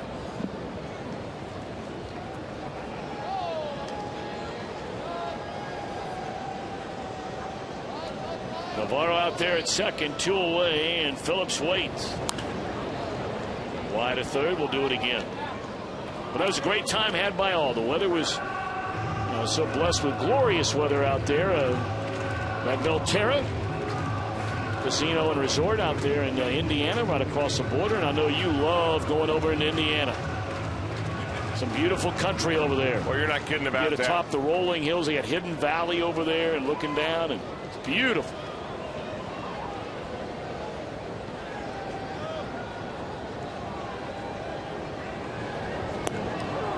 That's another beautiful breaking ball, and that'll end the inning. Reds still lead 2-0.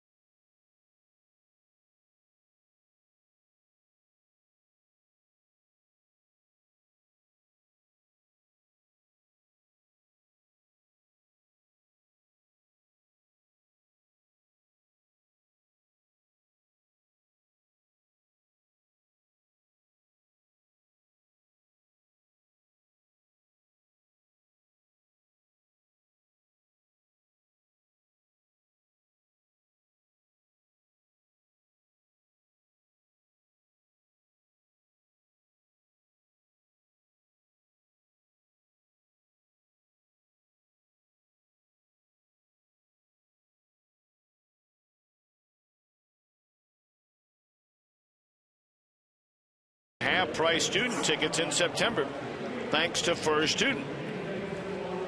So cheer on the Reds and enjoy up to 4 tickets at half price on select sections for tomorrow and then again on Thursday, the last 2 home games of the year. Come on down to the ballpark. We'd love to have you.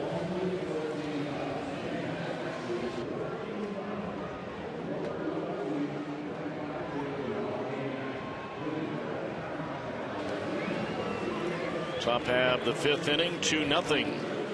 Johnny Cueto's fan 5. He has not walked a batter. He's allowed 2 base hits. And of course tonight, Chris, working due to the injury to Ryan Hannigan, working with Deanna Navarro. Well, I think it's important to get Deanna Navarro out there to catch every one of these Red starters, because you really never know when somebody's going to pull up lame and not be able to play in a ball game. What if that happens to Ryan Hannigan? This was on Sunday night. They diagnosed it a bruised right shoulder. X-rays were negative. That's the last thing in the world you want right now.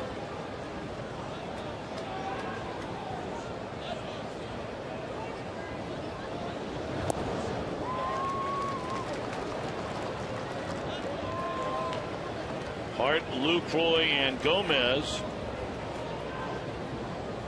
here in the Milwaukee 5th inning. All 3 with ground ball outs to the left side of the infield in their first time up tonight.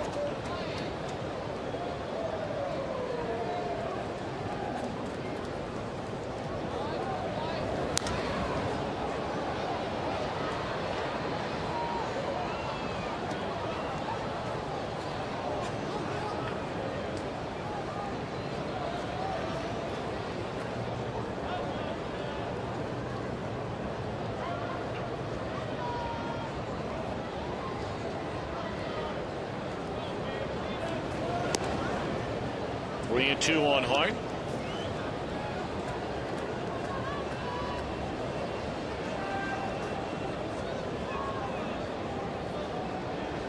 Cardinals have widened their lead in the 2nd inning to 2-0 over Houston. There's again a tapper to the 3rd baseman. And Frazier will throw out Hart. 4th ground ball tonight hit Todd Frazier's way. Yeah, another good slider by Johnny Cueto.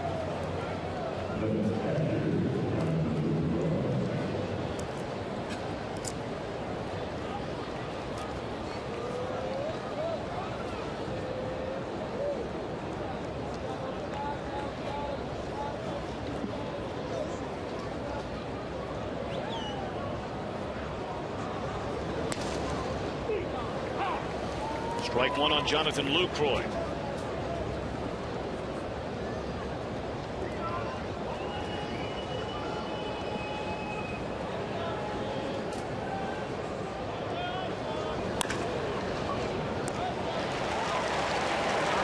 Making 5 ground ball outs to Todd Frazier tonight.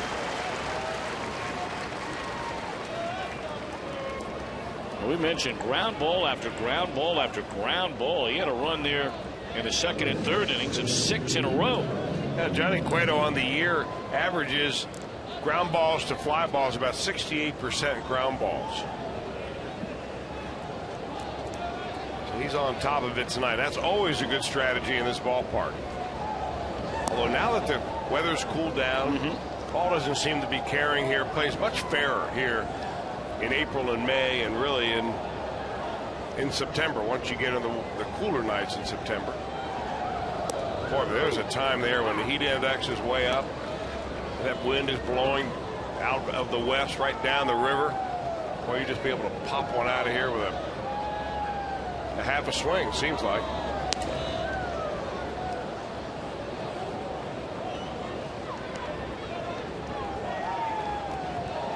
Two and 1 the count on Carlos Gomez. He tapped out to Frazier his first time up.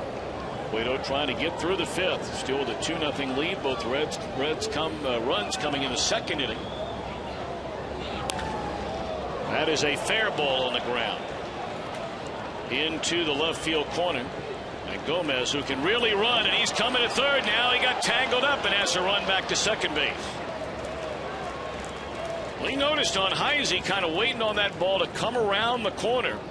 And Gomez is among the fastest players in all of baseball. He can fly. I mean, Todd Frazier doesn't even move on that ball. That's how hard that ball is hit. But it stays right down on the line. And it goes into the corner right there. I think the reason that Heisey was careful down there, because if you charge that ball too much, it could hit something at the bottom of the wall and skirt right by you, and you never have a chance to even try to flag it down. I think with less than 2 outs, he's on his way to third, no doubt.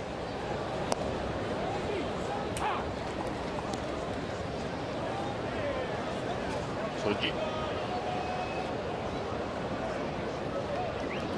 Gene Segura looks at strike one.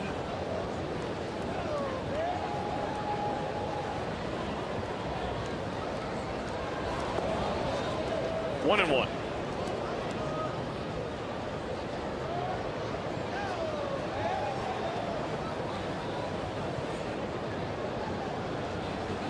And now for the first time while we've been playing, we're getting a light rain that starts to fall.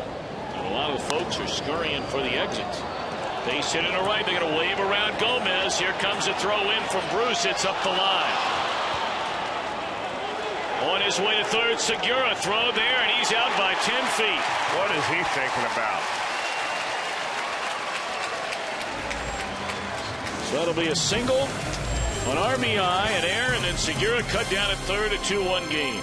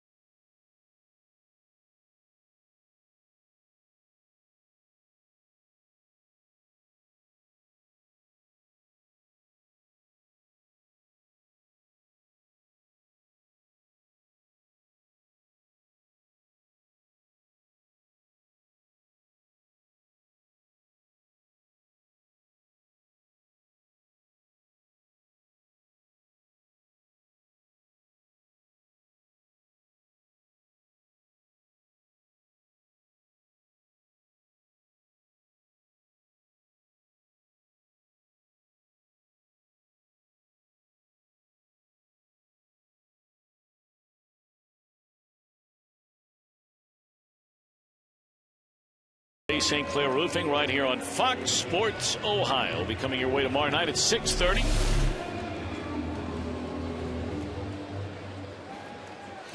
They're not charging an error. The runner ran at second base on a throw to the plate, and then the runner cut down trying to go to third on the throw by Ryan Hannigan. You know, Johnny Cueto not being in the right place to back up got the Reds an out right there. Because normally on that play, pitcher ought to be behind home plate in case the ball gets by the catcher, which it did. And he's standing with the ball behind the catcher, and Segura wouldn't even think about going to third. But he saw Cueto standing in the middle of the mound. The ball came back to Navarro quickly enough, and he got his pocket pick, Segura. So the idea was right, but he just misjudged how quickly that ball would get back. The ball driven into left center field off the bat of Cozart, and it's up against the wall, and it bounces back towards center field. It's a 3-base hit. And a good way to get it started here in the Reds' 5th inning by Zach Cozart.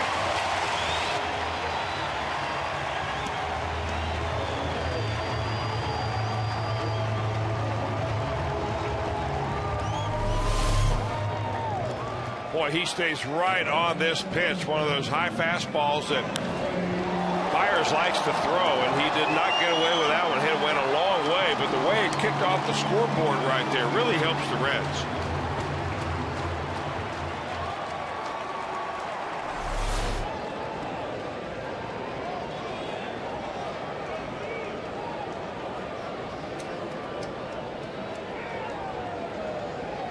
So the infield in, runner at third, and Votto the batter. Strike one.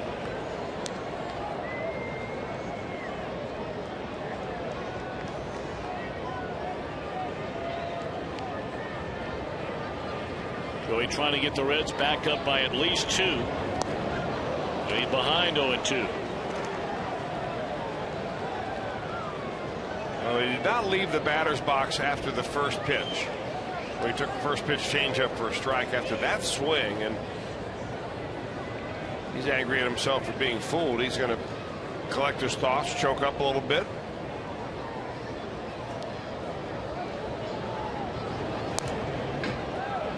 Well, Lucroy wanted that ball eye high, and that thing went right down belt level.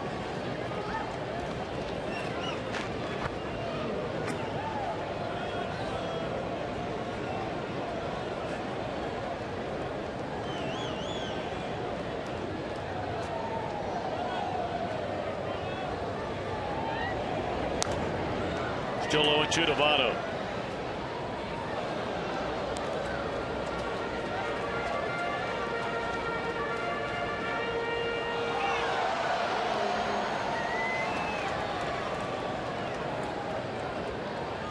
Last time he did this, Mike Fiers that is, ended up going down and inside with a curveball.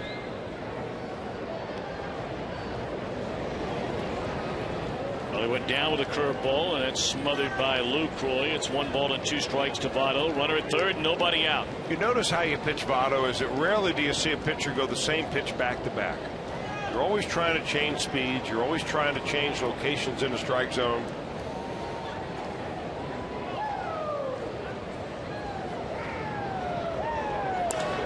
This will bring in the run and then some. That's into right center field, and Votto on his way to second base with an RBI double.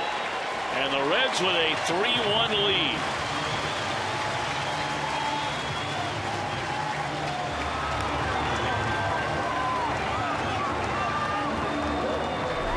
You get that run back right now with a good swing by Joey Votto. He just waits for that curveball to get to him. He's seen a couple of them in this at bat.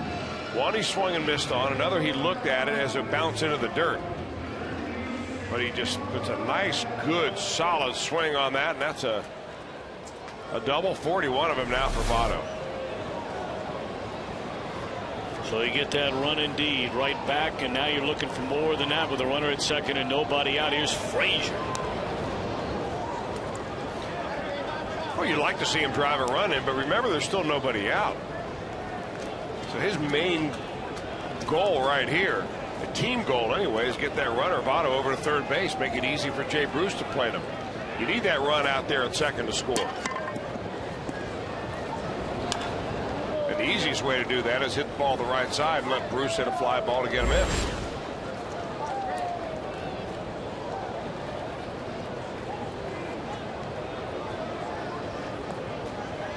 Heavy workload with all the strikeouts.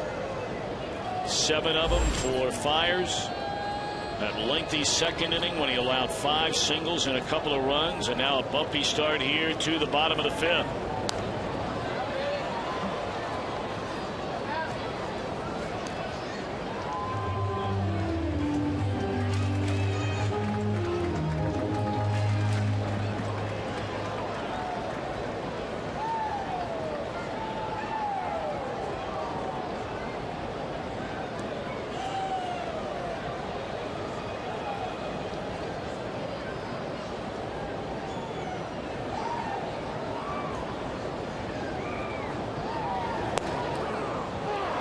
Strike 3 called, and that is 3 at-bats and 3 strikeouts for Todd Frazier.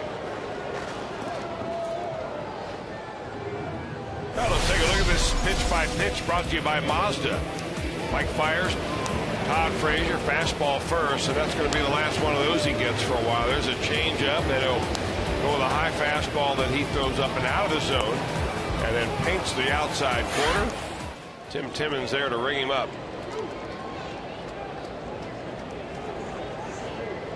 So now Jay Bruce, 1 of 2 in the game. He singled and scored. Started that 2-run rally in the second inning with a base hit. Scored the first run of the night, and then Fire struck him out swinging in the third.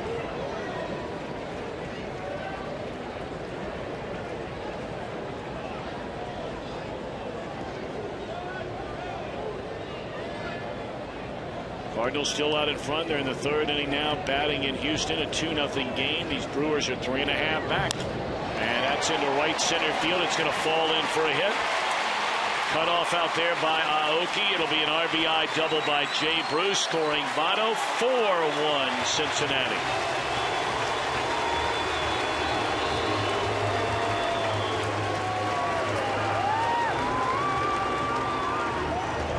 That's RBI 98 for Jay Bruce.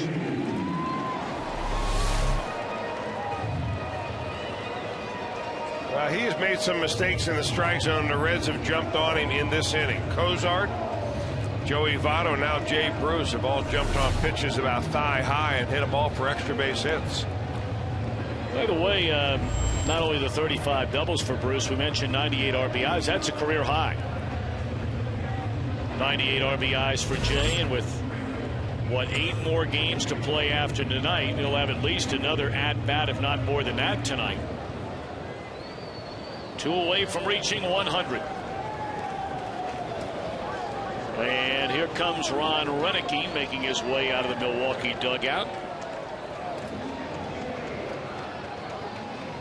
And the night is over, it would appear, for Mr. Fires. Boy, had a weird game, didn't he? He did. He only allowed 2 base runners in 3 of the first 4 innings of the game. But in the second, he allowed 2 runs and 5 hits. And in the 5th, faced 4 batters and allowed 3 extra base hits. Be our Skyline Chili call to the pen. Reds have their largest lead of the night, a 4-1 game.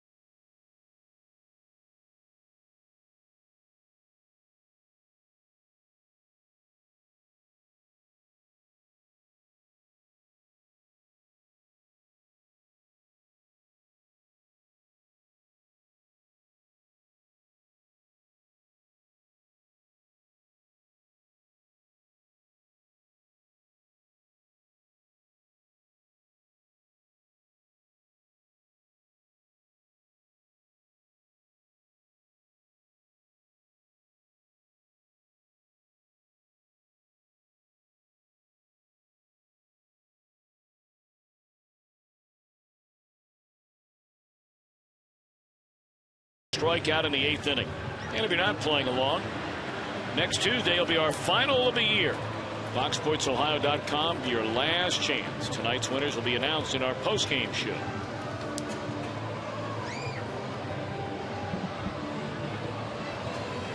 Pair of runs here in the Reds' 5th inning. Runner at second base is Jay Bruce. 1 out. Chris Heisey coming up against a new pitcher, Brandon Kinsler. Well, 28-year-old right-hander. Interesting story on Kinsler. He was a non-roster invitee in spring training with the Houston Astros. And he was released by the Astros at the end of March, and he was eventually signed by the Braves. And here he is finding himself in the major leagues with the Brewers, after he had been designated by the Braves on assignment in June.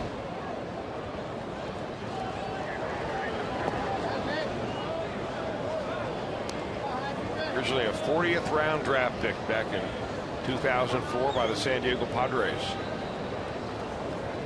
Chris Heisey, 1 of 2, has singled, scored, and struck out.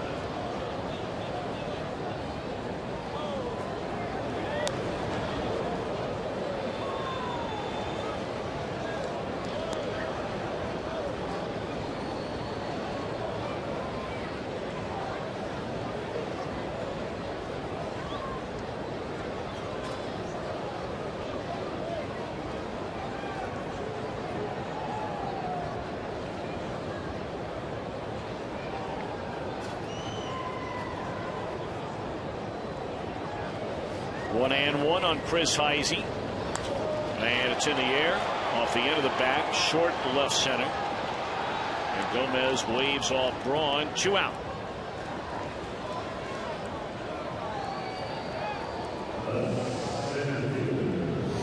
So now Stubbs 1 out of 2, had a soft single to right back in the second inning, and then struck out in the fourth.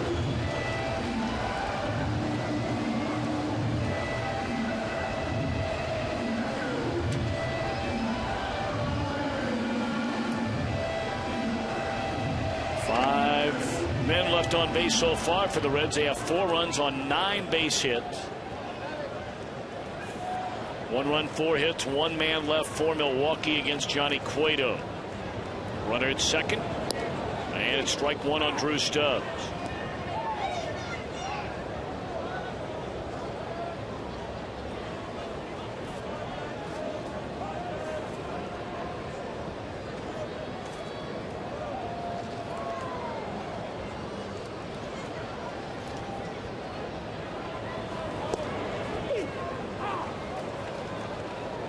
Oh, 2 to Stubbs. Baltimore still losing. Oakland trailing by a run. The Angels will play later tonight at home.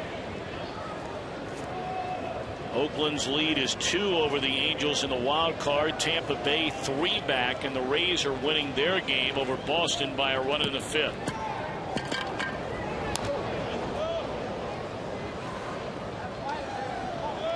Cardinals still 2-0 leaders over Houston. A game in the bottom of the 3rd.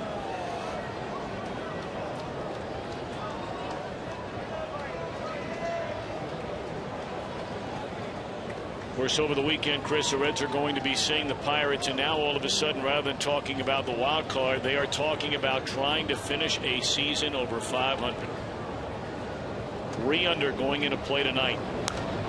Now back out of play over the screen. You know, I think that if you had asked a Pirates fan at the beginning of the year, would you be happy if your ball club finished right at 500 this year? Probably the resounding answer would be yes. But now they look at the year as somewhat of a disappointment because they had been poised much better than that all year long, hanging right in there. And really, you can trace back the problems that the Pirates have had with the failure of their bullpen. For a while there, they were every bit as airtight as the Reds. When that bullpen started giving runs up, the Pirates' wins became very hard to get. I get a feeling this is going to be a really, really tough offseason for that organization. How do you mean? Last year they fell on tough times after a good start, but this year, if they can't break that streak of 20 straight losing seasons after the kind of year they were having, gone swinging his Stubbs, and that'll end the inning. Reds get a couple of them. 3 hits leave a man. We go to the 6th, and the Reds in front 4-1.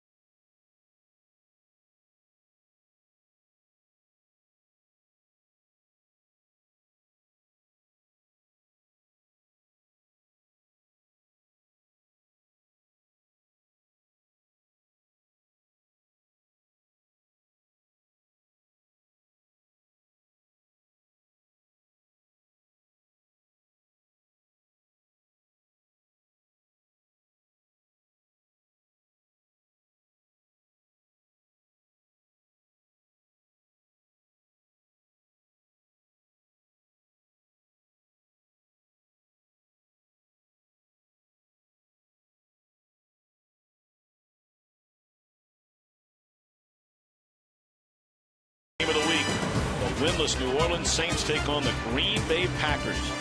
Coverage begins with a Built Ford Tough Fox NFL Sunday pregame show at noon Eastern. 49ers stunned last week, and of course the Green Bay Packer lost last night. Everybody in America has been talking about what happened at the end of that game.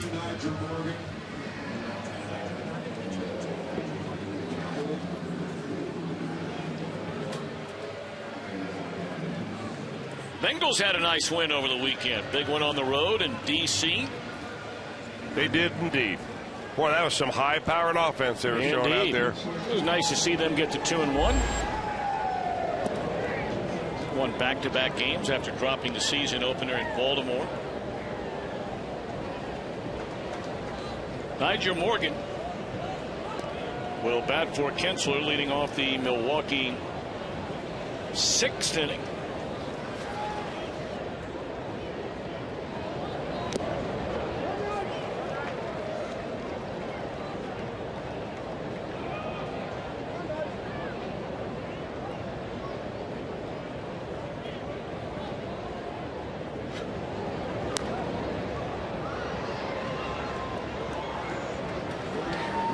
Chris, what have been your impressions? I mean, the numbers are very good. 1 run and 4 hits. Your impressions tonight, though, of Johnny Cueto? I think Johnny Cueto looks good. You know, he looked good in his last start against Chicago Cubs, but he's pitching against a much better offensive team tonight with the Brewers. He did not look particularly good against the Marlins a couple of starts ago. It looked like he was just putting too much effort into every pitch. Trying to throw hard in the first inning. He was throwing 95. We hardly ever see that out of Cueto. Just more under control, just more confident looking out there. Evidently nothing to worry about with his leg when Paul Lessard went out there to look at him when he was running the bases. Phillips throws out Morgan to begin the 6th. What he hasn't had to do really is run over and cover first base. If I see a pitcher out there, if I'm a guy like Nigel Morgan, I'm really paying attention to the ball game. And I see the opposing pitcher out there get attended to by the trainer, and it's a leg issue.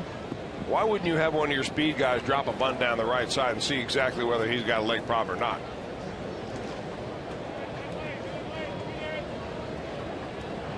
Chances are, knowing Johnny Cueto, he doesn't, and you'd be an easy out, but give us something to talk about.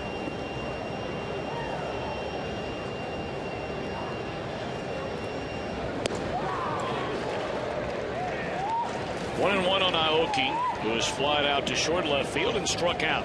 Cueto has 5 strikeouts in the game. He's not walked a batter all night. Well, there you have it. He made Cueto run, and he takes care of business. Yep. And now you can talk about it. As Chica, we've already talked about it. The key to that bunt right there, and he gives it a good shot, is to get it by the pitcher, to bunt it hard enough to get it over there. Now, Cueto's out on the mound and kind of leaned over on his knee. I don't think there's anything to worry about, but he's up there stretching his leg.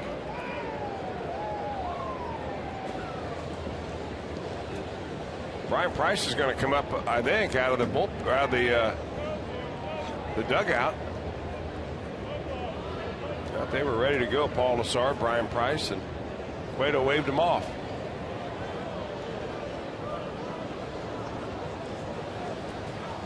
So 2 around and now Ricky Weeks. He has singled and struck out. We're in the 6th inning with 2 down and nobody on, and the Reds with a 4-1 lead. Cueto gunning for win number 19 of the year. Straight away center field. In the summertime, that'd be off the facing of the backdrop. Instead, a long, loud out for Ricky Weeks. Cueto's 6 strong in the books tonight.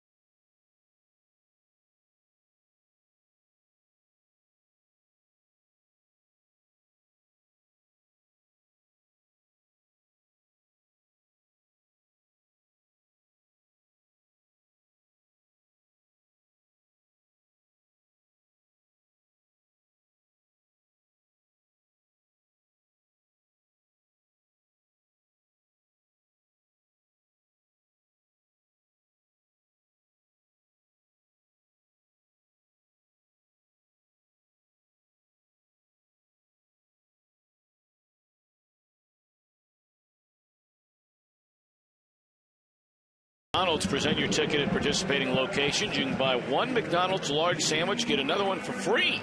Can't beat that, 2 for the price of 1, so check the back of your ticket when you come down tomorrow or Thursday.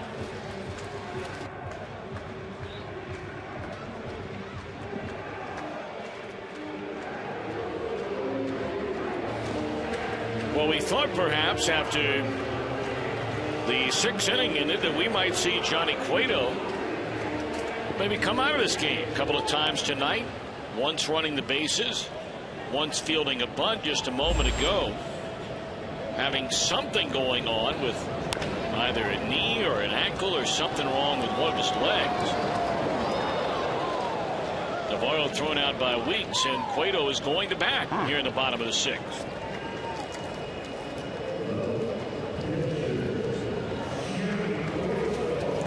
Well, they'll face a new pitcher, 3rd of the night for the Brewers. It's Cameron Lowe, veteran. 67th game for Cameron. Big, tall sinker baller.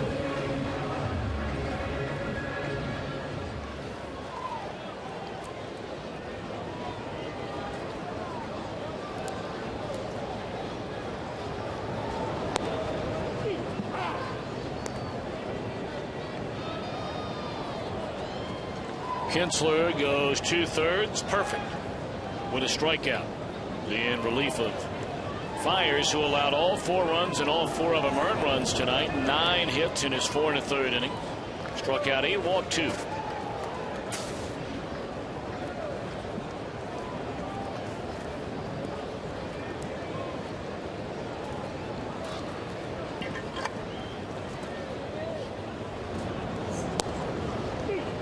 Kind of wonder, Chris, and this might seem like a silly question. I don't know. And everybody's different as far as how close they are maybe to their mom and dad. I look at a guy like Kinsler, and I wonder sometime. A guy like him this year is 3rd organization. You talked about it earlier. Houston let go, Atlanta let go, catches on with Milwaukee, pitches in the minors, comes to the big leagues. And I'm being very sincere when I ask this question. I'm not trying to be a wise guy. But if he is close to his mom and dad, or most major league players, when you get a chance to pitch in a big league game like tonight, as Cueto bounces out to the mound, and going back to when you were a player, of course you were married pretty young, you started having kids pretty young and that kind of thing, so that maybe tends to change it. But would you talk to your folks maybe that night or the next day? That you got to pitch in a game. Maybe they couldn't watch a game. Maybe they live somewhere where they don't have satellite television, whatever the case may be. You talk to them after a ball game? I would imagine. A lot of young players do, I know. Yeah. But I mean guys that have been around a while. I imagine so. I mean, unless he has a wife in his life and his parents may have seen it. But I know I called my parents after a couple of games I pitched against the Reds. Of course, they would be able to listen to those on the radio here back home. Absolutely. Because they're, and you've got a son, Luke, who's playing Little League Baseball now and playing soccer as well. I mean, the mom and dad are right there to either drive in the practice or help coach. That's why I asked the question, yeah. And, they feel like they've got almost more invested than the player. I can't help it but find myself thinking about that, and precisely for the reasons you just said. Man, those moms and dad is working. I mean, they are running everywhere. And I mean, there are a lot of moms and dads that are out there watching this game right now, know exactly what I'm saying. Your folks did it.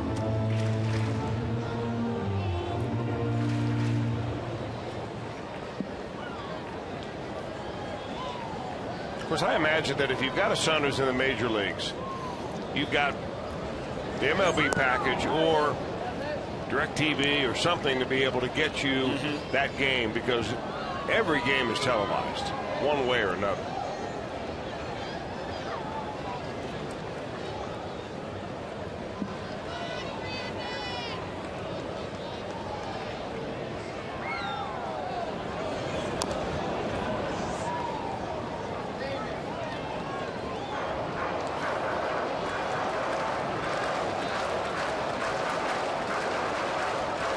You're looking at a guy that tonight, Tom, was so close with his mother that he brought his mother with him here to Cincinnati all summer long. Yep. Talking about Johnny Cueto.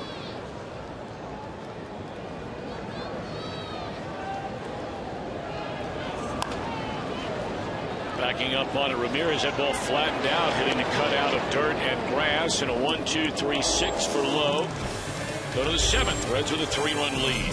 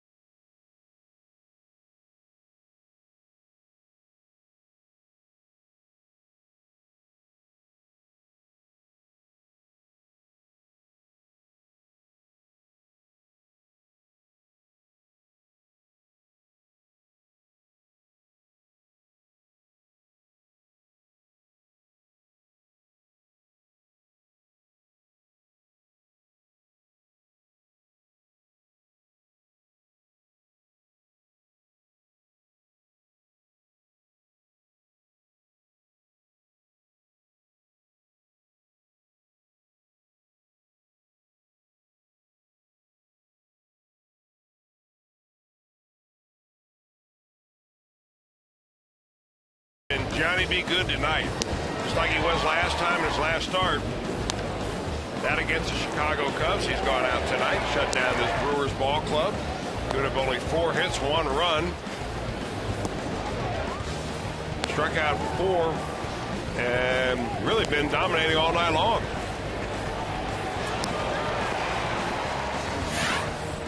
So back-to-back very good starts for Johnny Cueto. Last time against the Cubs, this time tonight.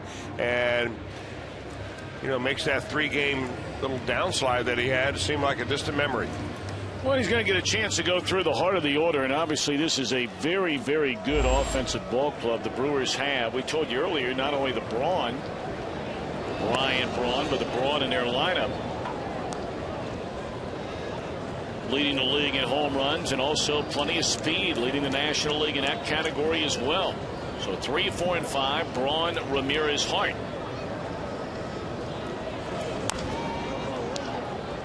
Braun has struck out and singled. Ramirez is grounded out and struck out, and Hart has bounced out twice to the left side.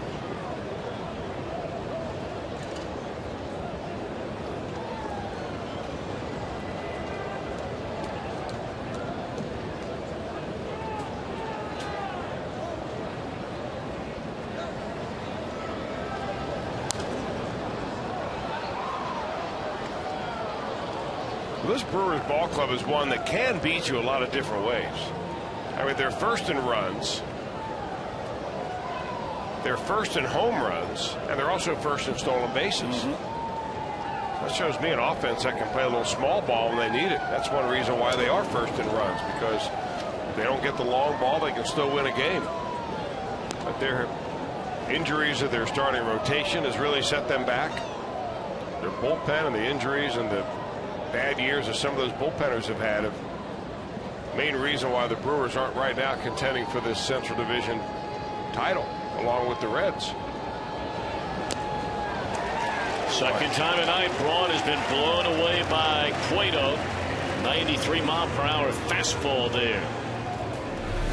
When you get Ryan Braun swinging like this on a fastball, that means that is how good your changeup is. Because earlier in the count, he gets him velocitized by looking at something off speed, and then all of a sudden zips that ball right by him.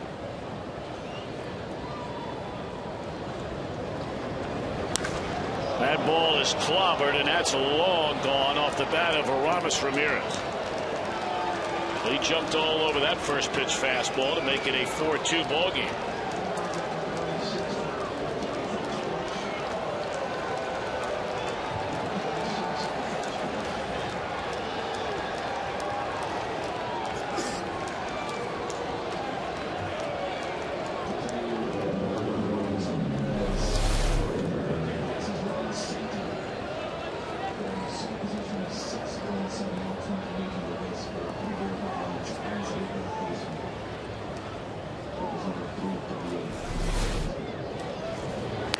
338th career home run as a third baseman for Aramis Ramirez, and that is significant because it breaks a tie with the late great Hall of Famer Ron Santo, of course, for so many years starred with the Cubs. So Ramirez in the history of baseball now has the 6th most career home runs as a third baseman. And really, Ramirez, it's ironic that he would pass Ron Santo, because really that position, going back to 1973, Santo's last year with the Cubs, from 1973 until Aramis Ramirez arrived from the Pirates to the Cubs, where he spent the last 8-9 years. That was a black hole for that organization down at third base. And Ramirez was the one who really got that turned around for a long time.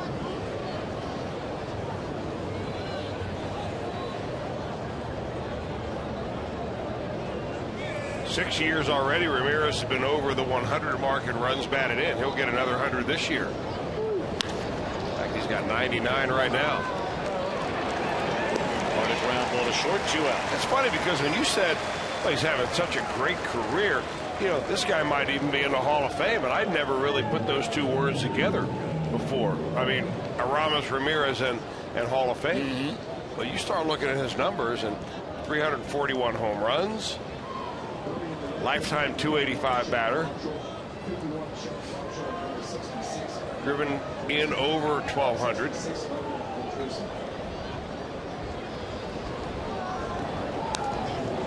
A doubles machine this year. He's got 50 doubles, Aramis Ramirez does.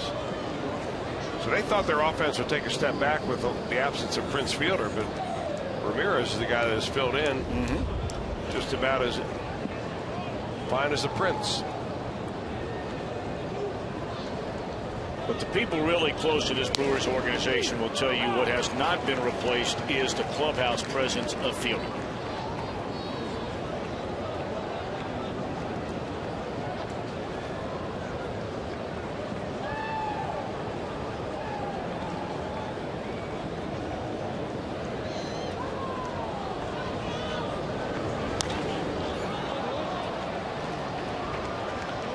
In the air, center field, and Johnny Cueto.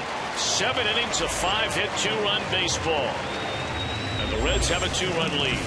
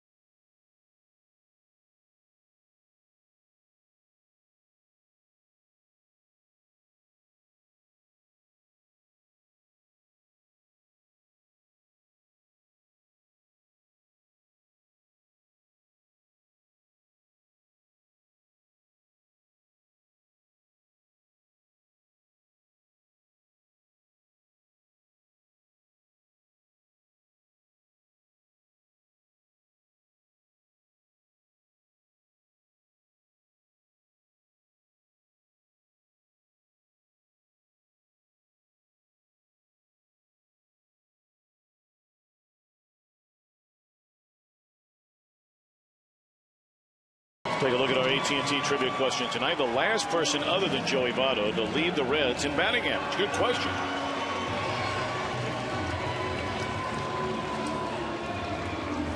Got a guess at that one, Chris Welsh?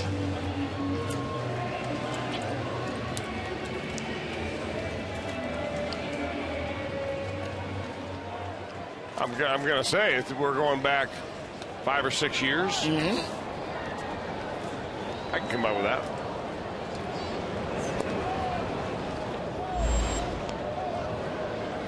Well, go ahead. I'll even give you the year, 2007.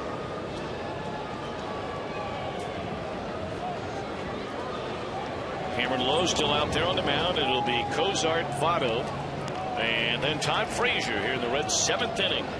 Reds 4 runs, 9 hits. Now, does it have to be a player that would qualify for the batting title? Yes, sir. Okay.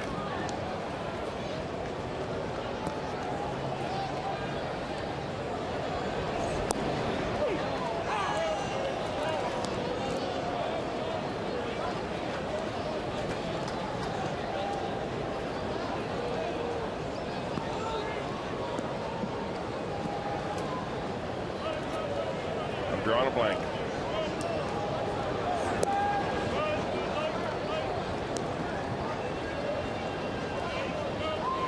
You got an idea? I have no idea. I might guess Brandon Phillips. I don't think so. Well, at least I guessed. I mean, come on. I mean, sometimes it's better not to guess. So you're saying that has no chance of being the right answer? Sometimes it's better to take strike 3 than flail at it and make a highlight reel.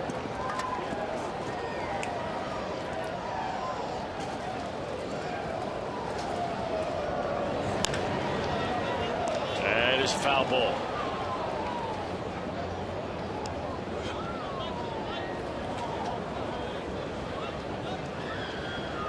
Well, you know, they say the same thing, Chris, about the lottery. You can't win if you don't play. And the Mega Millions jackpot worth $14 million tonight. The drawing is at 11 p.m.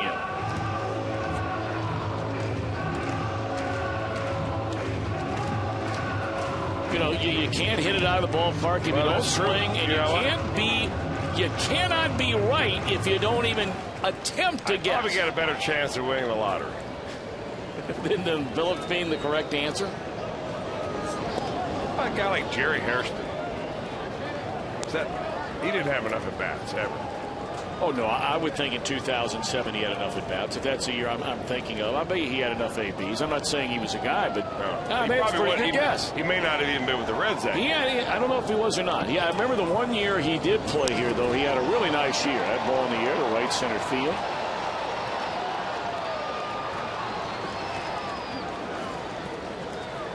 One out in the inning.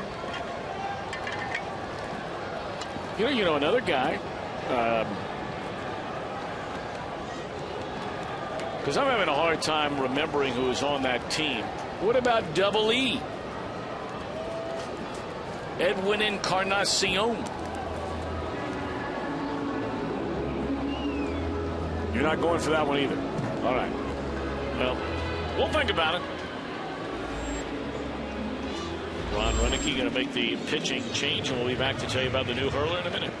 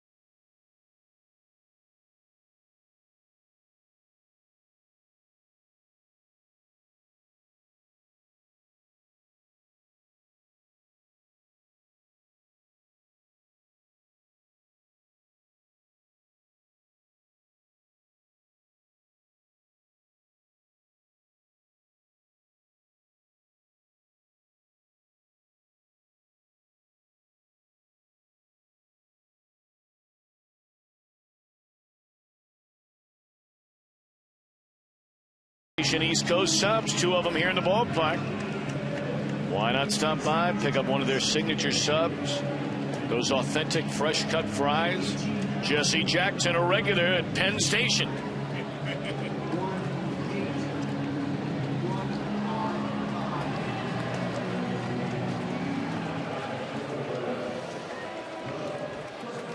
Well, in a 4-2 ball game, a brand new pitcher for the Milwaukee Brewers, number 4 of the night. It'll be Jim Henderson. He's a 29-year-old rookie. Henderson is out of Canada, originally drafted by the Brewers back in 2003. This is his first year in the major leagues after a lot of years in the minors.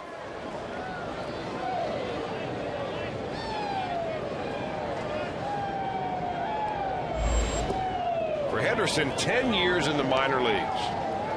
5 seasons at AA, 4 seasons at AAA. Parts of 2 or 3 seasons each at A ball and high A. He's done a nice job here for him. And you saw that note there. Originally drafted by the Montreal Expos.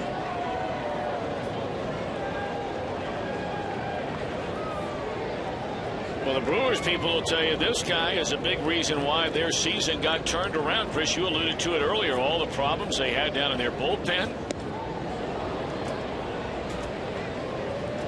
Games getting away from him, not only Axford in the 9th inning, but games in the 6th or the 7th or the 8th. This guy comes up, and you see he throws very, very hard.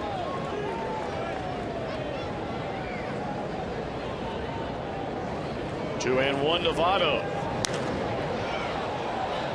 In the air, down the left field line. Braun makes a play. In foul ground, 2 out.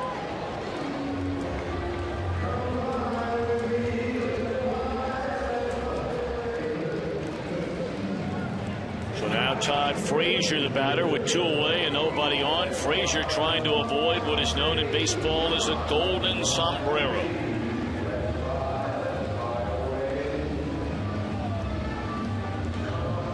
The definition of that, 4 strikeouts in a single game. All right, so if you're trying to avoid that, are you hacking at the first pitch here? You better believe it. No. Wouldn't you know it, he feathers it right on the corner at 94.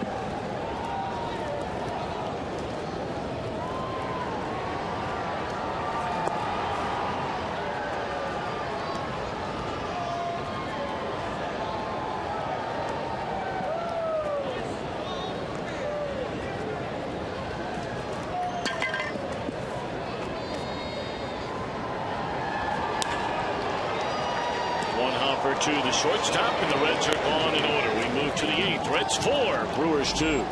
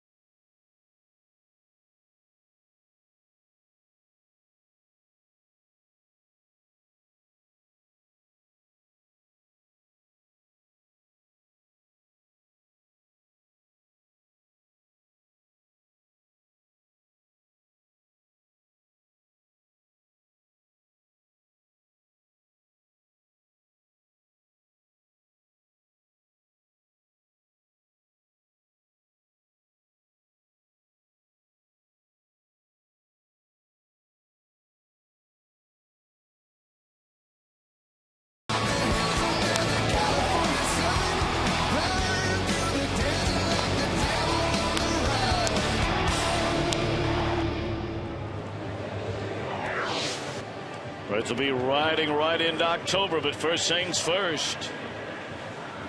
A 4-2 lead at the end of 7. Outstanding work tonight by starter Johnny Cueto. If the bullpen can nail this down, it would be win number 19 for Johnny. Goes 7 innings, allows 2 runs, and only 5 hits, and he gives way starting to Jonathan Broxton. I mean, he was very efficient with his pitches tonight. Cueto only threw 95 pitches, yet he completed 7 innings. So I think that he got what he wanted, which was deep into a ball game and pitch an outstanding game. And the Reds got what they wanted, which was get him out of the game on a good note, but not wear him out with 115 to 120 pitch inning or a ball game. So here's Jonathan Broxton. He's been a closer here lately. So I imagine now if we see Broxton in the 8th, that means that we will likely see a Aroldis Chapman in the 9th. Well, Chris, you know, you brought it up earlier, and you said you were borrowing, the ideas from the skipper Dusty Baker. But let's be honest about it. After having all that time off, 2 weeks off for Aroldis Chapman, he came back, was on the mound for the clincher on Saturday afternoon when the Reds nailed down the Central Division. You've got 9 games now, and obviously he's not going to pitch in every one of them. But whatever the formula is and whatever route they decide to take, you basically got now a little under 2 weeks to get Aroldis Chapman confident, back on the mound, and dominating the opposition as you're rolling into October. You're right. And he has shown a little bit of rust last few appearances. So if he gets a closing opportunity tonight, it'll be the first one since they gave him that time off. Yeah, it looked like he might have a save situation on Saturday before the Reds piled up all those runs in the 8th inning. Boy, and speaking of that game, and I know, Chris, you didn't get a chance to do the game. You were here.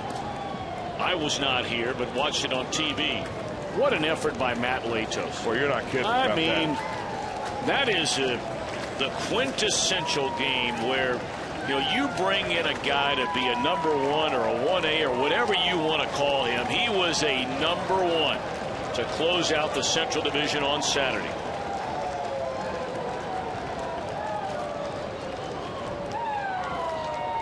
Well, it was really electric in the ballpark that night. I mean, you could just feel it, especially down towards the end of the ball game. On swinging on the slider away from him is Carlos Gomez. In fact, it was so exciting. I mean, you could see Matt Latos just kind of feeding off the adrenaline of the fans that were here. There were 42,000 plus. They were rocking and rolling. They're all standing up on their feet, getting ready to go.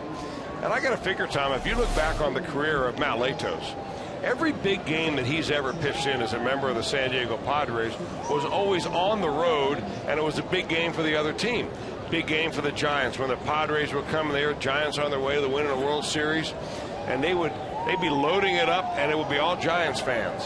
But he'd get that electricity, but he'd be on the other side. Same thing in Arizona or in Los Angeles.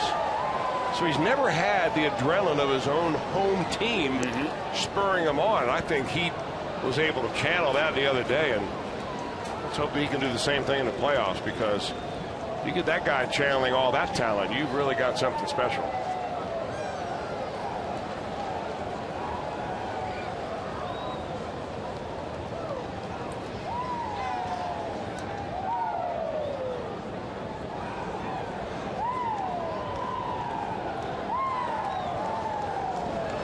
Segura, 0-1 count, and now 0-2.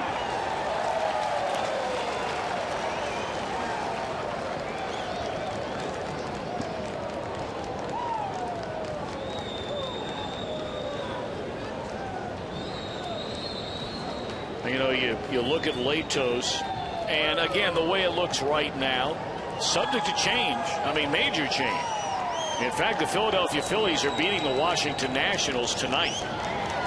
The Reds hang on in this game, and the Nationals lose. The Reds and the Nationals would be tied for the best record in Major League Baseball. But to make this point, Latos, in his career against the Giants, an ERA of 2.19 in 11 starts. Chris, in 74 innings against the Giants in his career, he's allowed 54 base hits.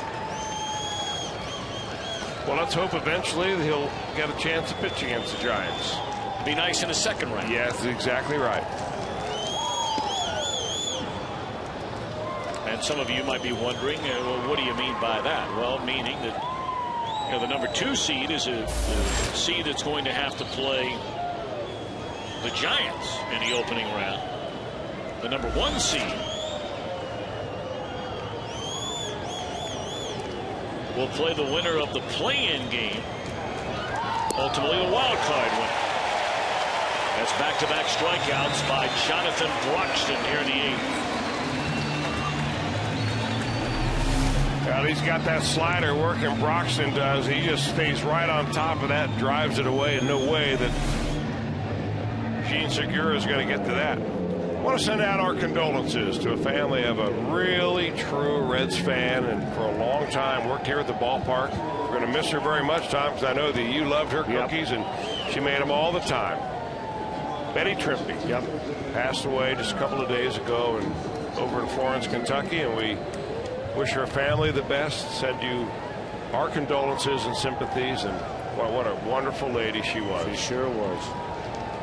Thoughts and prayers to all her family and so many, many friends. Logan Schaefer, the batter. With 2 down and nobody on, he is batting for Henderson, who got the final 2 outs in the 7th inning.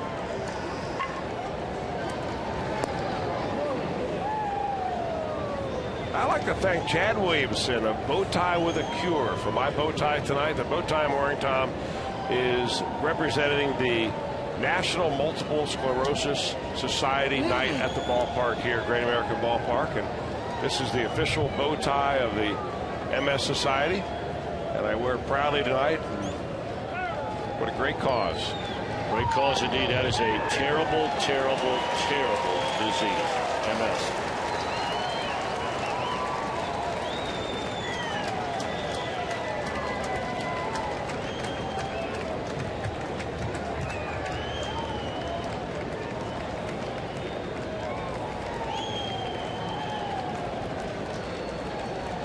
One and 2 on Schaefer. Broxton trying to fan the side, and it's fouled away.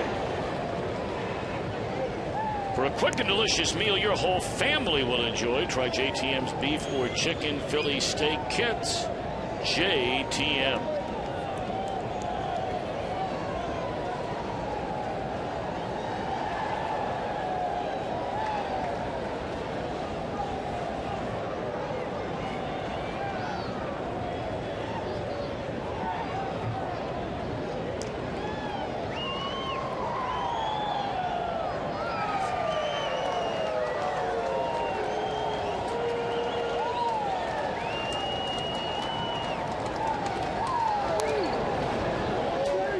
Still a ball and 2 strikes on Schaefer.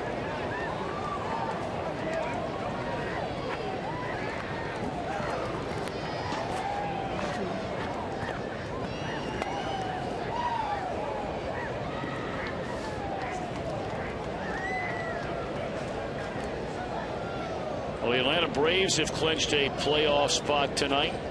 So now only one more playoff spot left to be determined in the National League. Braves are guaranteed of playing in that one-game playoff for the wild card. And they have not been eliminated, by the way, for their division race. They are 4 games behind if Washington does indeed lose, and they're trailing 6-3. They're still breathing as far as winning a divisional championship. You know, Chris, that's the thing you and I were talking about. Number 1 seed, number 2 seed. Hey, there's still a chance the Giants could be the 2 seed or the 1 seed.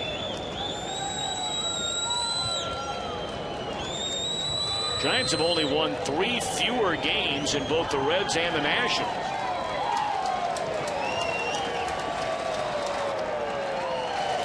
One-two pitch. Now, think about the Nationals. They've got a magic number of 5.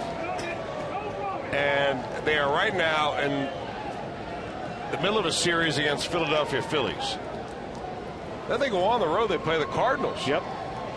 And then guess what? They host the Philadelphia Phillies for the last 4. They could make things very relevant. And those are not easy teams to beat. No, I mean, it is not inconceivable to believe. It really is. It's not inconceivable to believe that the Nationals could end up being the 3rd seed. Or the Reds could be the 3rd seed. I mean, especially when you're talking about that kind of a schedule for the Washington Nationals. And you know what? And with that kind of schedule, it's not inconceivable to think the Atlanta Braves could still win that division. That's really my point about that. Right now, the Braves are 5 back. The 4 at the end of the night, if that stands up. As Broxton fans aside, and that'll end the inning. Reds back, bottom of the 8th, leading 4-2.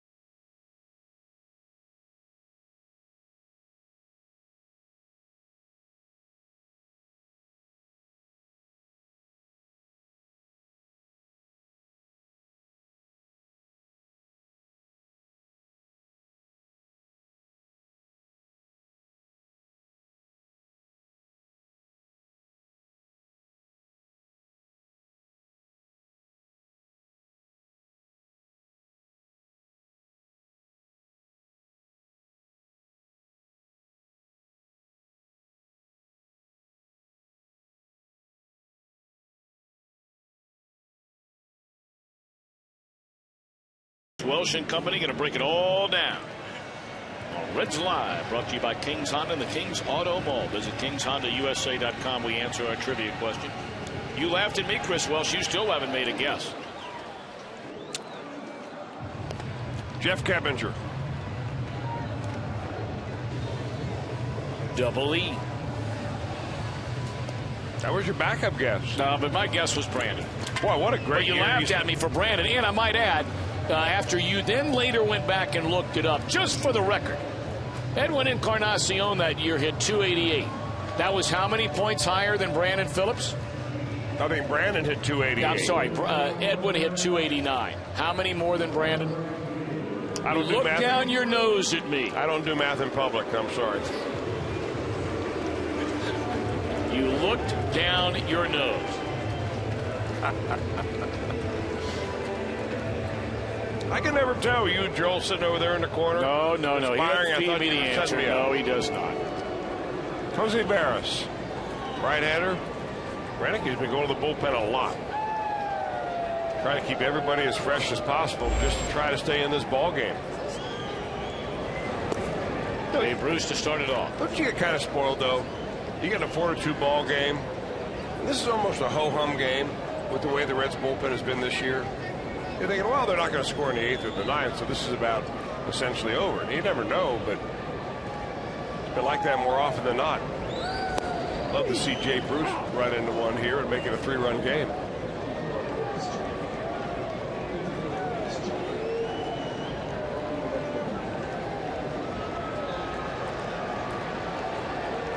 Well, Aroldis Chapman beginning to warm up in a Cincinnati bullpen.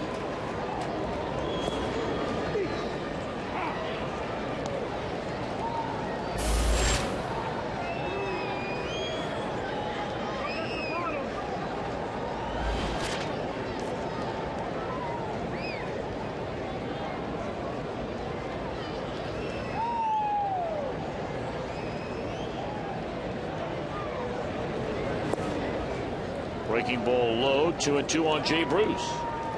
Jay tonight, 2 out of 3. Single, a run scored, struck out, knocked in a run with a double in the 5th inning. His 98th RBI, a new career high.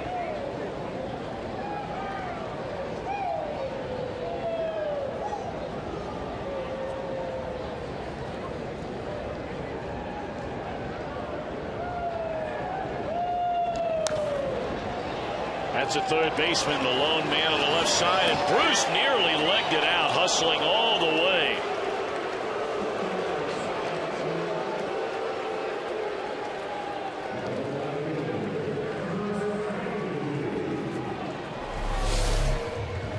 Man, you gotta like that a lot. I mean, Ramirez nearly gets his pocket picked, and when he finally looks up, there's not a whole lot he can do. That ball got him by a hair.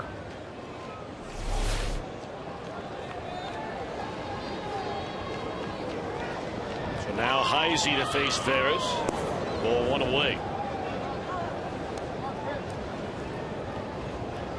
Heisey 1 of 3, singled and scored. The Reds got 2 runs in the 2nd. They got 2 runs in the 5th, and that's been more than enough so far for the duo of Cueto and Broxton. It'll be up to Chapman to try and nail it down in the 9th inning. Popped up. Weeks a call, Weeks the catch. 2 out.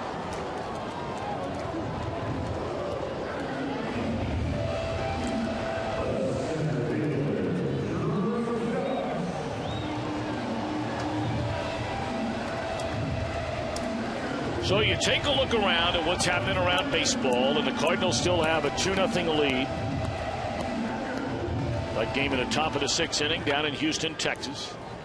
St. Louis going in 3.5 better than these Brewers, 3.5 better than the Dodgers. Milwaukee obviously trailing here by 2. Dodgers later in San Diego. The game will get started in about 15 minutes. Phillies are winning their game, but 5.5 back. Long odds there. Meanwhile, in the American League, Baltimore getting shut out, batting in the bottom of the 9th by Toronto. Yankees leading Minnesota by a run, 2-1. That's in a 6th. Baltimore a game and a half back of the Yanks in the American League East. And in the American League wild card, Oakland tied with Texas 2-2. Tampa Bay went into play tonight. 3 back in the wild card. Rays are rolling over Boston in the 8th inning. And the Angels will start in about 15 minutes. The Angels are 2 back of Oakland in the wild card. No one has the schedule Oakland has, including this just completed week and the upcoming week. Nobody. If they make it, they have really earned it. Breaking ball is strike 3 called. That'll end the inning. Here we go in the 9th. Top of the order coming up.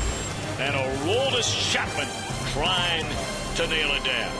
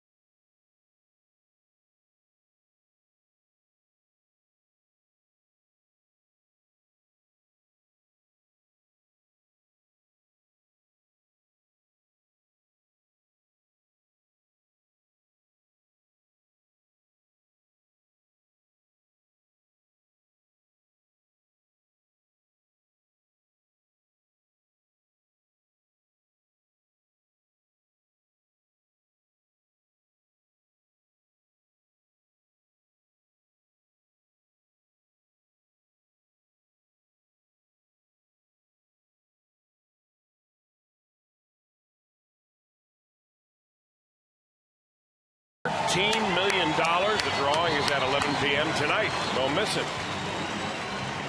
And now it's time for our Nissan drive of the game. Second inning, bases loaded. Deanna Navarro drops one into left center to drive in 2. He's done a good job. Chris, we talked about it before he came up in that situation. He's really done a nice job since they brought him up from Louisville. But now he'll be hanging his signs. First save chance for Aroldis Chapman since they originally decided to go ahead and shut him down for nearly a couple of weeks.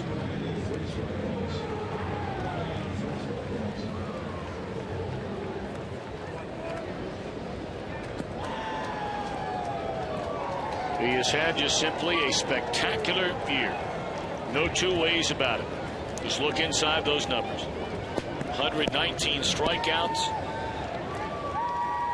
Opponent's batting average of 142. That one thrown to the screen. And that'll get Mr. Aoki's attention right quick if he didn't have it already.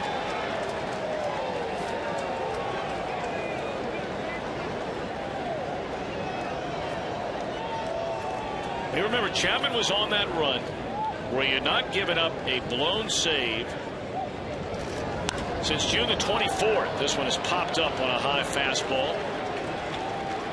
And then a couple of weeks ago in the Houston series, he gave up the home run to blow a save for the first time since the 4th week of June. And then after another shaky outing, the Reds decided let's quiet things down here a little bit for a while. Maybe some fatigue for Chapman. Well, he was reaching back and throwing as hard as he could. He was only throwing the ball in mid-90s. Now, for most people, that's sensational. But for Aroldis Chapman, that's 5 or 6 miles an hour slower than he's normally throwing. And, he's not used to this long of a season where you're under the pressure every time he comes into a ball game. I think he was as much mentally worn out as he was physically. And they did the same thing with him early in the year when he blew a couple of saves in interleague play. They gave him some time off. He came back throwing the ball great. So what do you want to see if there are any lingering questions about Chapman leading into the postseason? What do you want to see over these next 9 games, however many games he pitches in? Well, I want to see little progress steps, one at a time. I want to see low fastballs for strikes, which means he's getting on top of the ball, getting way out over his knee, his front leg, and driving that ball to the plate. When he does that, he gets great extension. That 95-mile-an-hour fastball is an effective 100 miles an hour.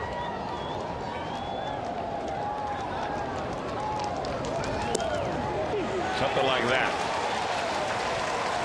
I'm really surprised that Aoki swung at the first strike he saw after the first ball he got went to the backstop. I mean, if you're going to get back in this ball game against Aroldis Chapman, chances are it's not going to be because you string together 2 or 3 hits in a row. He's going to have to walk you back into the game. That ball smoked 100 miles per hour on the fastball to Weeks, but my oh my did he jump on it. 2 are out. Now, was that 100 miles an hour the reading of the pitch on the way in, or the line drive as it was down there to Todd Frazier? Nearly ripped his glove off.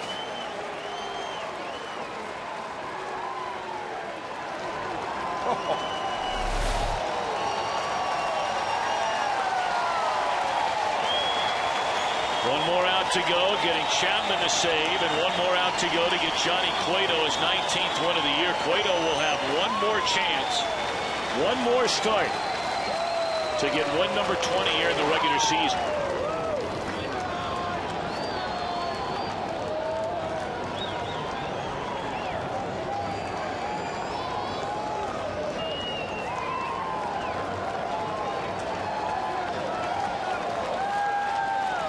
Pitch to Braun and a swing and a foul ball back out of play, and there's 100 on that radar gun.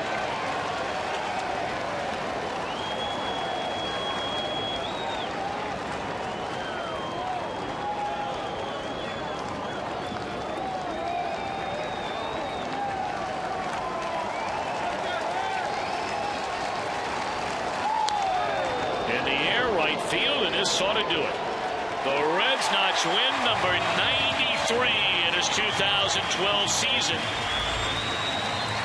And depending on the outcome of that game in Washington between the Nationals and the Philadelphia Phillies, the Reds could be tied for the best record in all of baseball. 4-2 winners, and Johnny Cueto win number 19. Chapman his first save in quite a while. Well, you know what? And he got better and better as the inning went on. First couple of pitches were wild in the mid-90s, but he dialed it up to 100 miles an hour. I know that Chris Myers got to be fired up about that. Boy, this ball club just wins in very business-like, workman-like fashion. It's like they came to the ballpark expecting a win, and they would not be denied. Brewers left one man on base in the entire game. Had no chances all game. That's how good Johnny Cueto was. We'll be back in a moment.